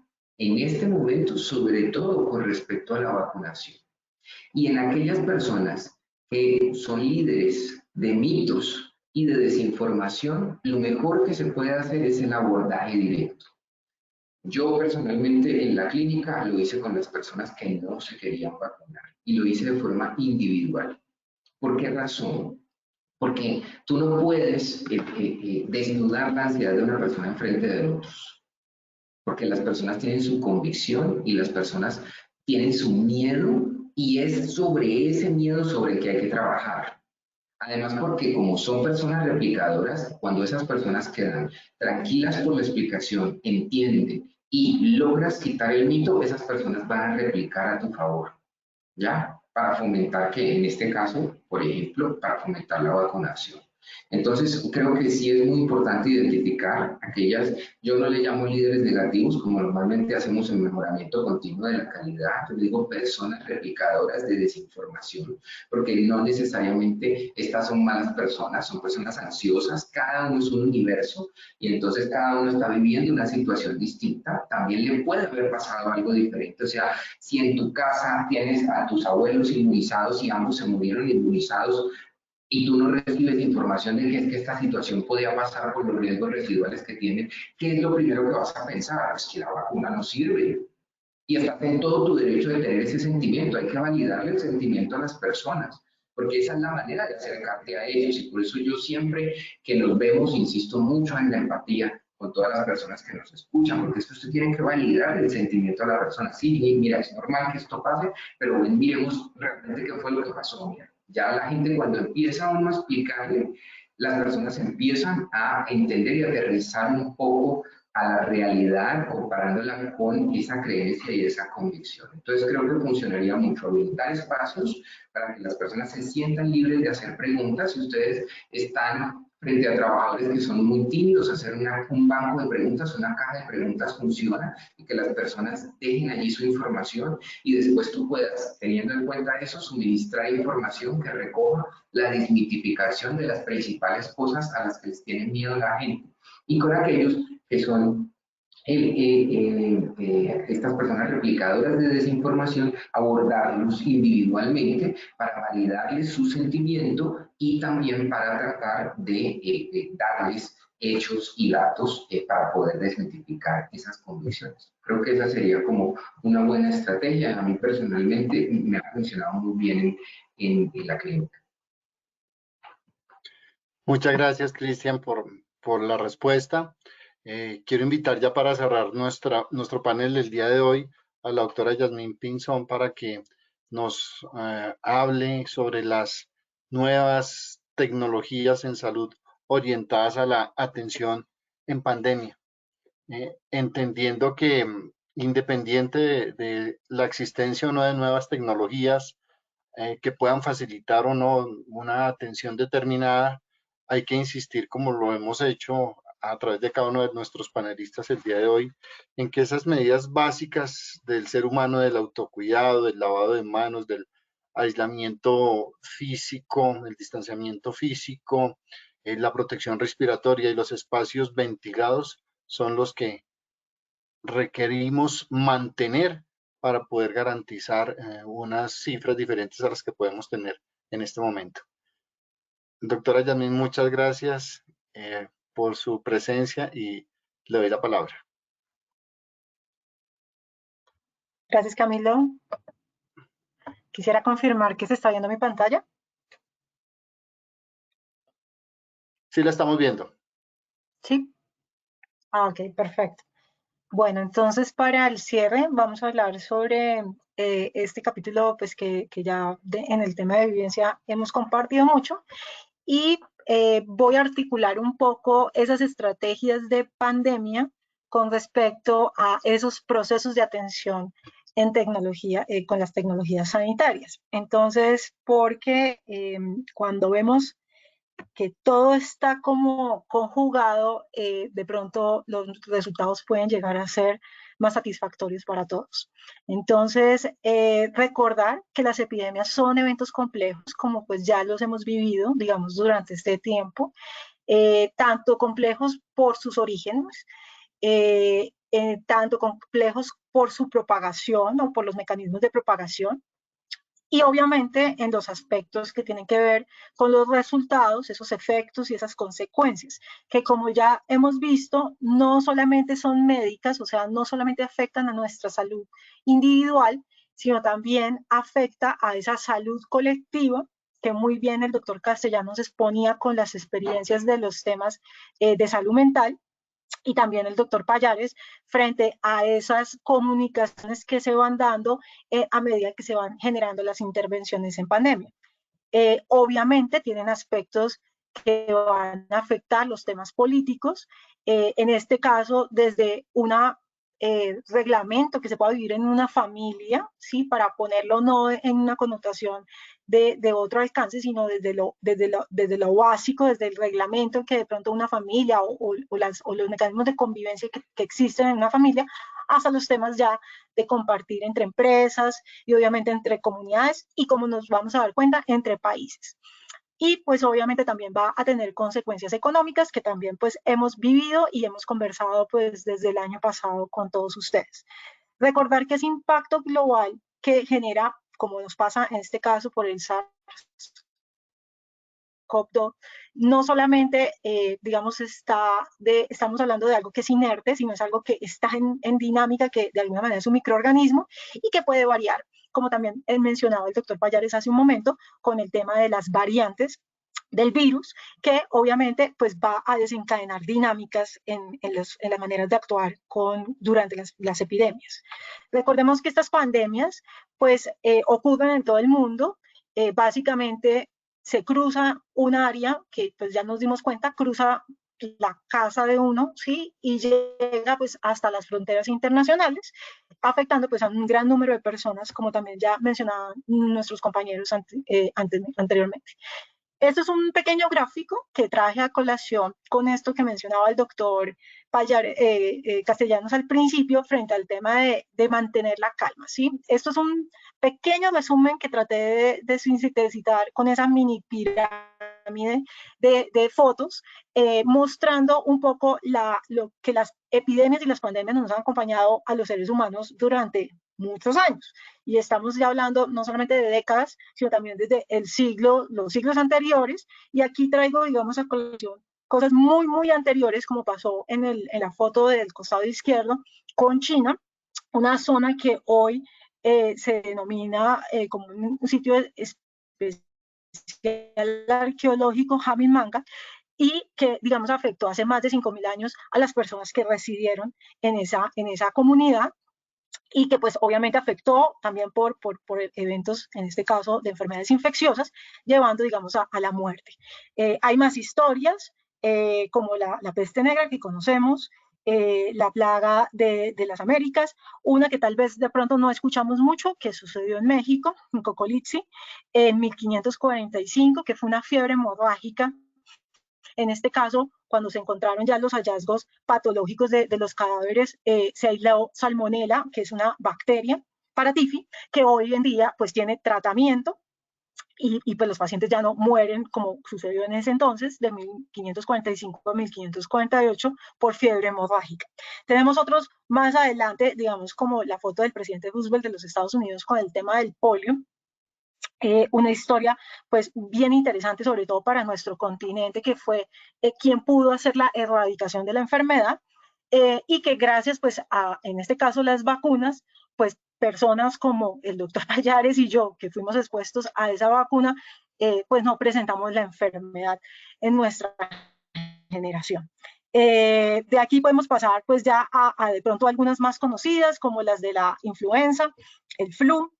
En España, un antecedente del flu asiático que surgió, digamos, en un periodo de 1957 a 1958, porque también hay como una idea de que esto nunca va a acabar. Entonces, dependiendo, digamos, del escenario, de la historia y de nuestros comportamientos, realmente sí podemos ayudar a que esto pueda llegar a ser diferente. Esta es una realidad descrita de varios eventos epidémicos por diferentes virus y bacterias en algunas partes de nuestro mundo. Algunos de estos ni siquiera sabíamos que existían, porque pues no llegó, digamos, a nuestras regiones por estos periodos, digamos, por el periodo en donde se identificó esa epidemia. Entonces, también puedes hacer mención de que no siempre llegamos como a este marco pandémico. Recordar que cuando se generan estos temas de las pandemias, hay unos factores que están asociados con el medio ambiente, con el comportamiento o la salud de los seres humanos, y no podemos olvidar también con aquellos otros organismos vivos que existen y que conviven con nosotros, como los animales.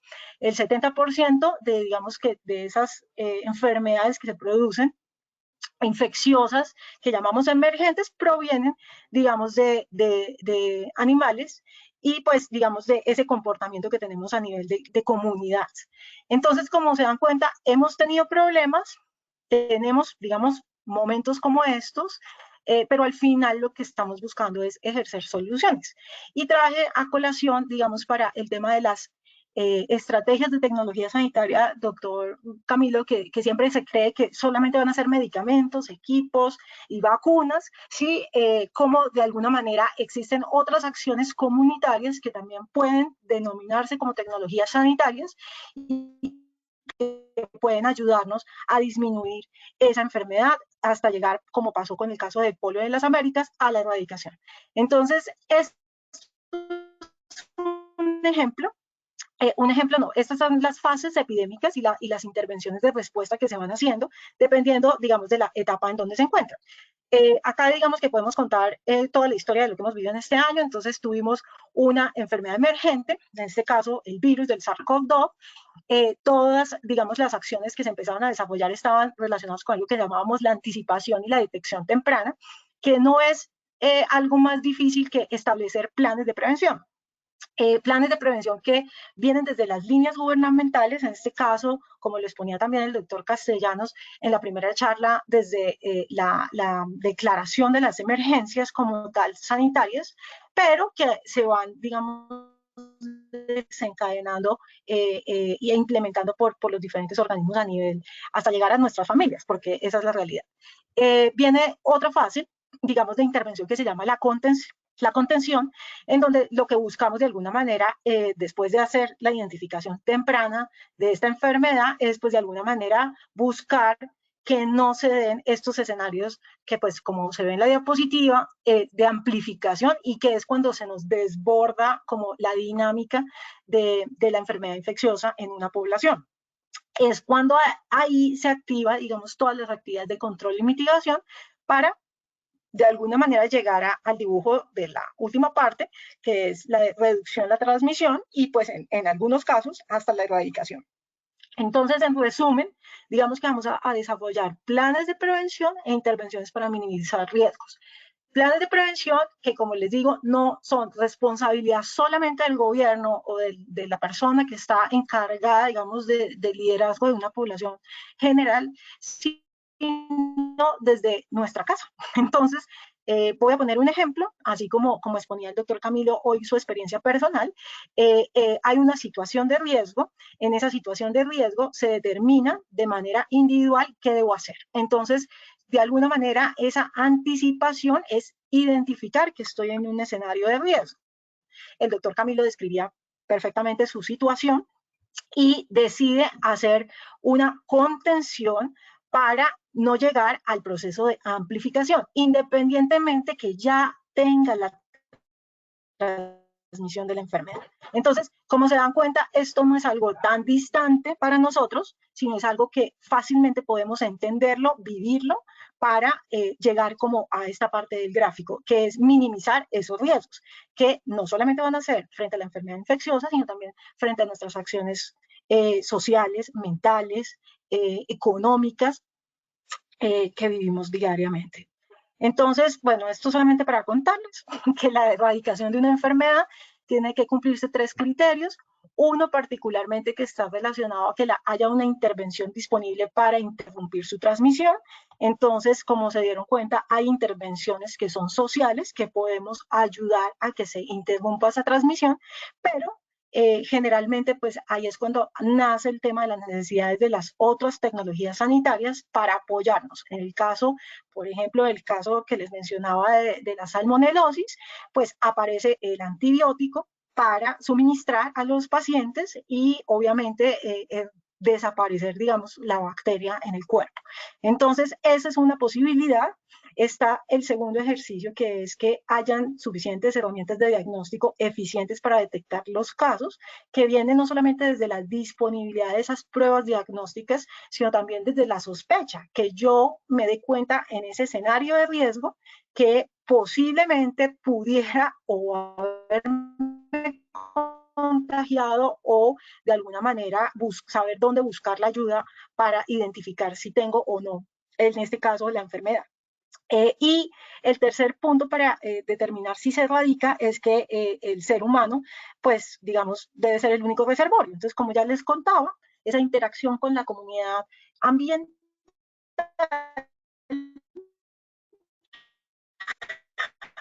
sí, y pues lo digo de manera personal, tengo mascotas, tengo peces, tengo un perrito, entonces son maneras que de alguna manera tenemos que tener presente de nuestro ambiente para buscar pues que las cosas se minimicen en ese capítulo. Entonces, estos son, digamos, descripciones que se hace desde las líneas internacionales, todo esto es tomado de la guía de manejo de enfermedades y epidemias, digamos, en el mundo.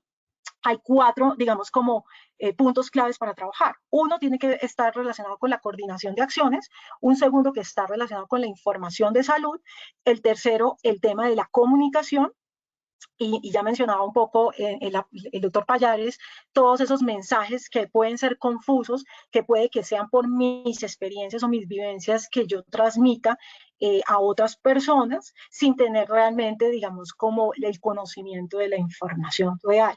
Y obviamente las intervenciones de salud que se vayan a determinar. Entonces, esto se puede hacer desde la casa de uno hasta pues un organismo tan estructurado como una empresa o obviamente pues un gobierno en cualquier parte de nuestro mundo, ¿no? Entonces es un tema de tener claro, digamos, como esos 4 aspectos.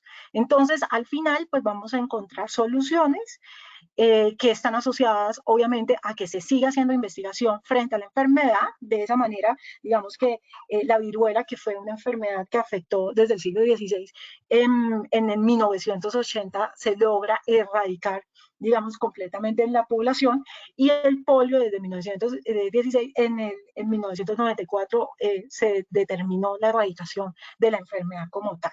Entonces, eso pues se logra gracias a investigaciones de muchos equipos de trabajo, tanto de salud como no salud, que van, digamos, buscando alternativas y soluciones. Los profesionales de salud, obviamente, tener las tecnologías disponibles, pensar en tener esas tecnologías o cómo lograr, digamos, poder abarcarlas y entrenarnos en el conocimiento de las mismas.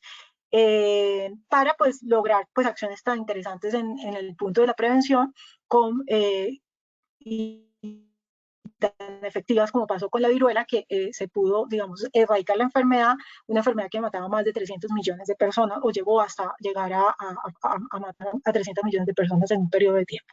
Entonces, esto es lo que, digamos, solamente son experiencias reales. Tenemos en Colombia un comité de expertos que se determinó, digamos, para trabajar ese plan de prevención, digamos, desde el punto de vista nacional, pero pues ya les contaba una experiencia muy personal. Uno desde su familia puede ser su propio comité, sí, o sea, uno puede determinar que hay que conseguir los tapabocas, que hay que tener el tema de la disponibilidad del agua y el jabón, las recomendaciones para sus hijos, las recomendaciones para las personas con las que uno convive, sí, y tener, digamos, como esas precauciones y aplicarlas.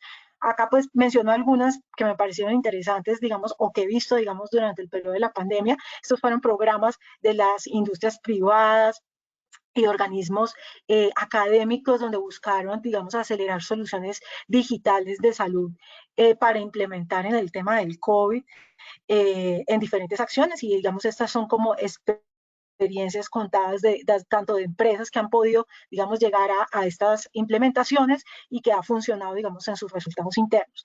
Cómo de alguna manera comunicarnos con personas expertas, con personas que nos pueden ayudar, pues nos favorecen, digamos, acciones. Yo tuve la posibilidad de conocer acciones en comunidades, por ejemplo, indígenas durante el periodo de la pandemia el año pasado, y es muy interesante cómo no se hace de manera disruptiva el manejo de la comunicación, sino en su propio lenguaje, en sus propios elementos de trabajo real, ¿sí? Esta comunidad, por ejemplo, tenía una concepción del agua diferente y del jabón diferente, y pues no veníamos con la solución que de pronto venden en los supermercados inmediatamente, pero al final el mensaje sigue siendo el mismo. Entonces, eso creo que es algo importante, que es mantener, digamos, líneas de respeto, pero no quedarnos ahí en el respeto y no hacer nada. Hay que actuar. ¿Listo?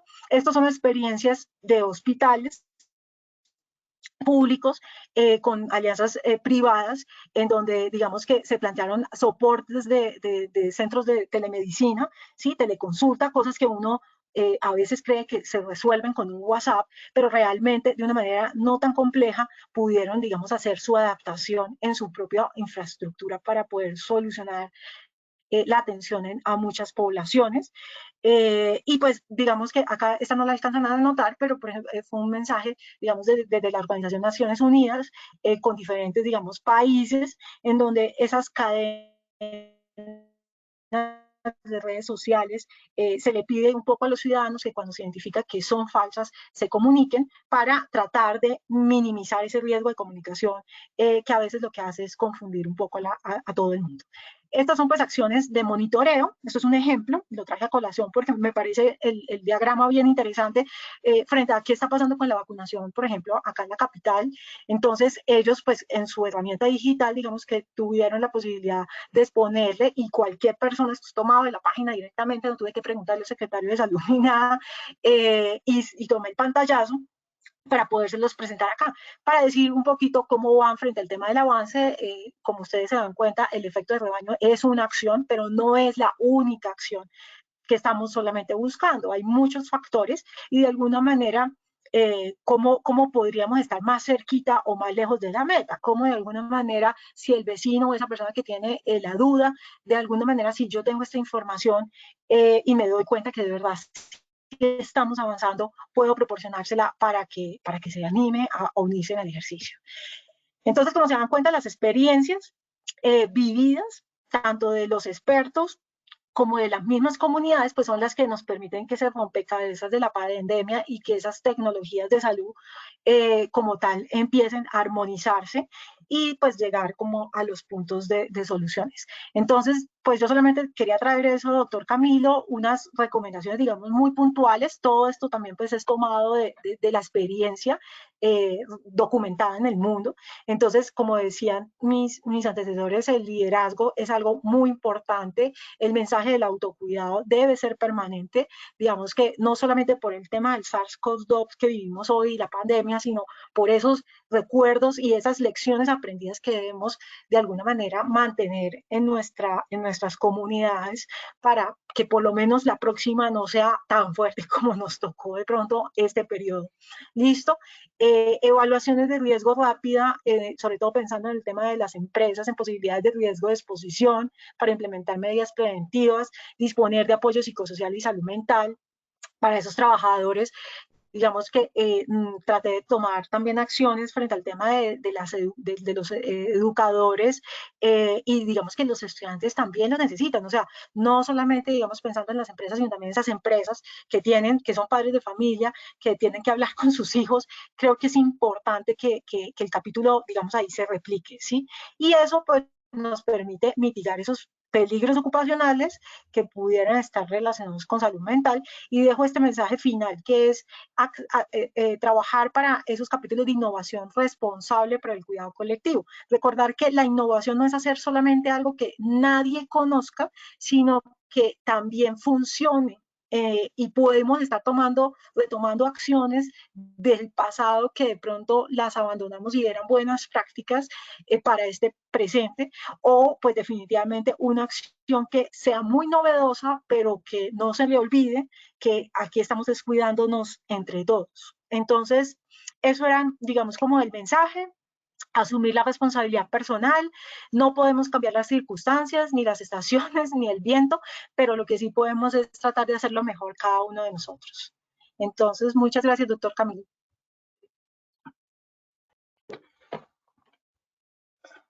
Doctora Yasmín, muchas gracias por tu intervención, muy precisa. Yo quiero solo complementarlo con dos aspectos importantes, y es que, como bien tú lo mencionas en esas conclusiones, todo el tema de innovación lleva implícito la aparición de nuevos riesgos, unos riesgos emergentes que se convierten en un reto para los equipos de promoción, de prevención, en cuanto al control de las enfermedades que puedan generar tal vez la aplicación o no de una nueva tecnología. Y lo segundo, también importante destacar que a veces en nuestra condición propia de seres humanos, de colombianos, podemos encontrar las soluciones innovadoras en nuestros propios equipos de trabajo. No debemos pensar únicamente en la innovación como aquella que desborda cualquier condición de tecnología. A veces las soluciones más sencillas que los mismos equipos de trabajo pueden tener, adecuadamente manejadas e incorporadas en los procesos, pueden ser la respuesta a la necesidad que puede tener una organización. Lina, creo que tenemos una pregunta para Yasmín. Claro que sí, doctor. Bueno, doctora Yasmín, considero de gran interés la intervención realizada por usted y quisiera preguntarle como experta cuáles son esas principales recomendaciones que usted daría a empleadores, trabajadores y familias respecto a la situación actual de la pandemia y que nos comentara sobre posibles escenarios futuros a los que se verá enfrentando el país.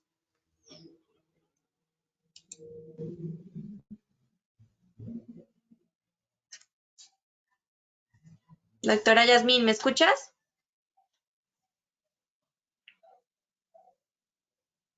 ¿No te escuchamos?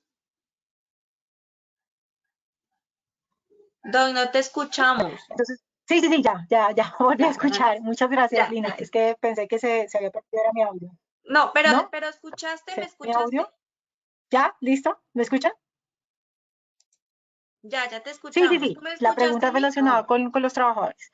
Entonces, sí, muchas gracias, Lina.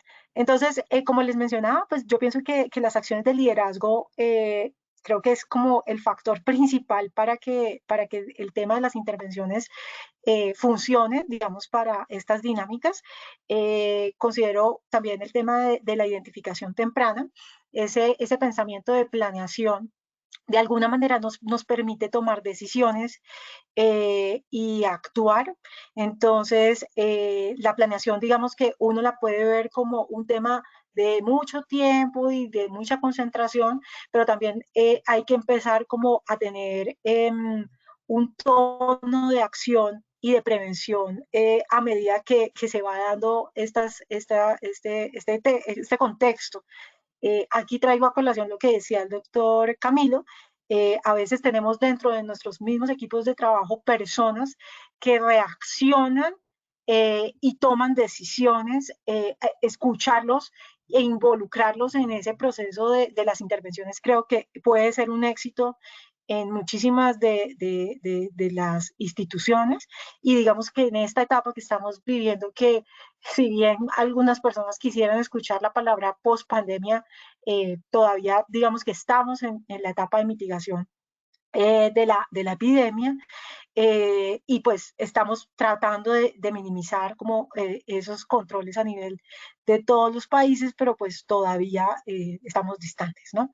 Entonces, creo que si nos involucramos más, podemos llegar como a mejores resultados y sobre todo pensar que esto también mejorará. Entonces mejorarán nuestras vidas, mejorarán nuestras acciones de autocuidado y obviamente pues podremos mejorar para que nuestras familias tengan un mundo mejor. Yasmín, muchas gracias. Quisiera que nuestros compañeros de panel encendieran su cámara para cerrar la intervención, la participación en el día de hoy. Tenemos 545 asistentes aún. Gracias a ustedes nuevamente por acompañarnos. Entiendo lo larga de las jornadas y positiva se las hace aún más larga a ustedes, pero sé que esa es parte de nuestra misión. Y yo quiero pues que se despidan, pero con una última recomendación que quisiera que cada uno de ustedes hiciera en tiempos de pandemia. Pero quiero hacerla muy puntual en cuanto a grupos etarios. Entonces, quisiera que esa recomendación que hiciera cada uno de ustedes, en el caso puntual de Yasmín, fuera para la población adolescente. ¿Qué recomendación haríamos en momentos de pandemia? A Cristian quisiera que la recomendación se la diera a la población económicamente activa y al doctor Castellanos que nos diera una recomendación para la población adulta mayor en tiempos de pandemia. Entonces, Yasmín, nuevamente gracias por tu presencia, por tu participación. Quisiera que entonces despidieras tu intervención el día de hoy con esa recomendación para los adolescentes, para la población adolescente. Listo. Pues la voy a cerrar, Camilo, con la frase que dije al final. Tengo una hija adolescente, los entiendo, también fui adolescente, ¿sí? Pero tenemos que entender que tenemos que asumir responsabilidades, ¿sí? Asumir la responsabilidad no significa dejar de vivir, significa que podemos mejorar nosotros mismos para que otros, incluyéndonos, estemos mejor. Entonces, no podemos cambiar lo que está pasando, no puedo cambiar que no vayas a la fiesta, no puedo cambiar que no puedas estar con tus compañeros de grado el último día. No puedo cambiar que de pronto escuches una historia triste que traiga esta enfermedad infecciosa, pero tú sí puedes con tu actitud mejorar esta situación para otros. Ese sería mi mensaje. Muchas gracias, Yasmín. Cristian, para la población trabajadora, una recomendación para la población adulta. Bueno, muchas gracias, doctor. Para la población adulta, una recomendación. Lo primero es que no es personal, porque algunas personas creen que los epidemiólogos estamos en contra de la reactivación económica y queremos siempre encerrar a todo el mundo. Pero lo que sí les puedo decir, y de esto ya hay bastante evidencia científica, es que si fuéramos más juiciosos, y aquí voy a retomar algo que me encantó de esta noche que el doctor Castellanos mencionó, y es que si aprendiéramos a vivir en el marco de esta pandemia con lo que tenemos, porque nadie está diciendo que usted deje de trabajar, pero sí está diciendo que usted trabaje con tapabocas, por favor. Sí está diciendo que si usted puede fomentar el teletrabajo, lo haga, por favor. Sí le estoy diciendo que si usted puede abrir la ventana de su oficina de trabajo, la abra, por favor. Que si usted puede mermarle al aforo, le merme, por favor. Que si usted puede evitar aglomeraciones, lo haga, por favor. Y miren que ninguna de esas peticiones que yo le estoy haciendo, le estoy diciendo que deje de trabajar. Perfectamente se puede retomar con responsabilidad, aprendiendo a vivir en medio de este escenario con lo que tenemos, las actividades. Pero entre más forcemos el volver a la normalidad que conocimos hace ya un poco más de 1 año y medio, más nos vamos a tropezar con esto. Más nos vamos a tropezar con esto. O sea, si nosotros no abrazamos esta nueva realidad y aprendemos a trabajar en esta nueva realidad, a convivir en esta nueva realidad, a disfrutar en esta nueva realidad, más duro nos vamos a tropezar. De eso hemos visto ejemplos no solamente en nuestro país, sino en muchos otros países. Entonces el llamado es a actuar con responsabilidad. Tú puedes seguir trabajando, pero el tapabocas cubre nariz y boca, no solamente la boca. Tú puedes seguir trabajando, pero si algunos se pueden quedar en la casa y tú eres el jefe y trabajas mejor en la casa, déjalos en la casa y controlas el aforo aquí.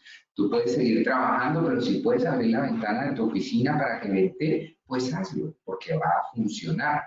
Si puedes evitar frecuentar ese sitio donde sabes que hay mucho aforo o cambiar el horario del almuerzo porque a esta hora muy probablemente haya menos personas, hazlo. Son esas pequeñas acciones que van a disminuir el número de contagios y que también nos van a enseñar a, con lo que tenemos, volver a reconstruir nuestro modelo de trabajo bajo la responsabilidad y la empatía por los demás. Y finalmente, les doy un mensaje de empatía con nosotros los trabajadores de la salud. La estamos pasando muy mal, muy mal. Por favor, piensen en nosotros también. Piensen en la situación de estrés a la que estamos sometidos, tratando de ayudar a muchas personas a las que muy probablemente no se pueden ayudar como siempre lo hemos hecho por la ocupación, por la falta de insumos, por todo lo que ha pasado.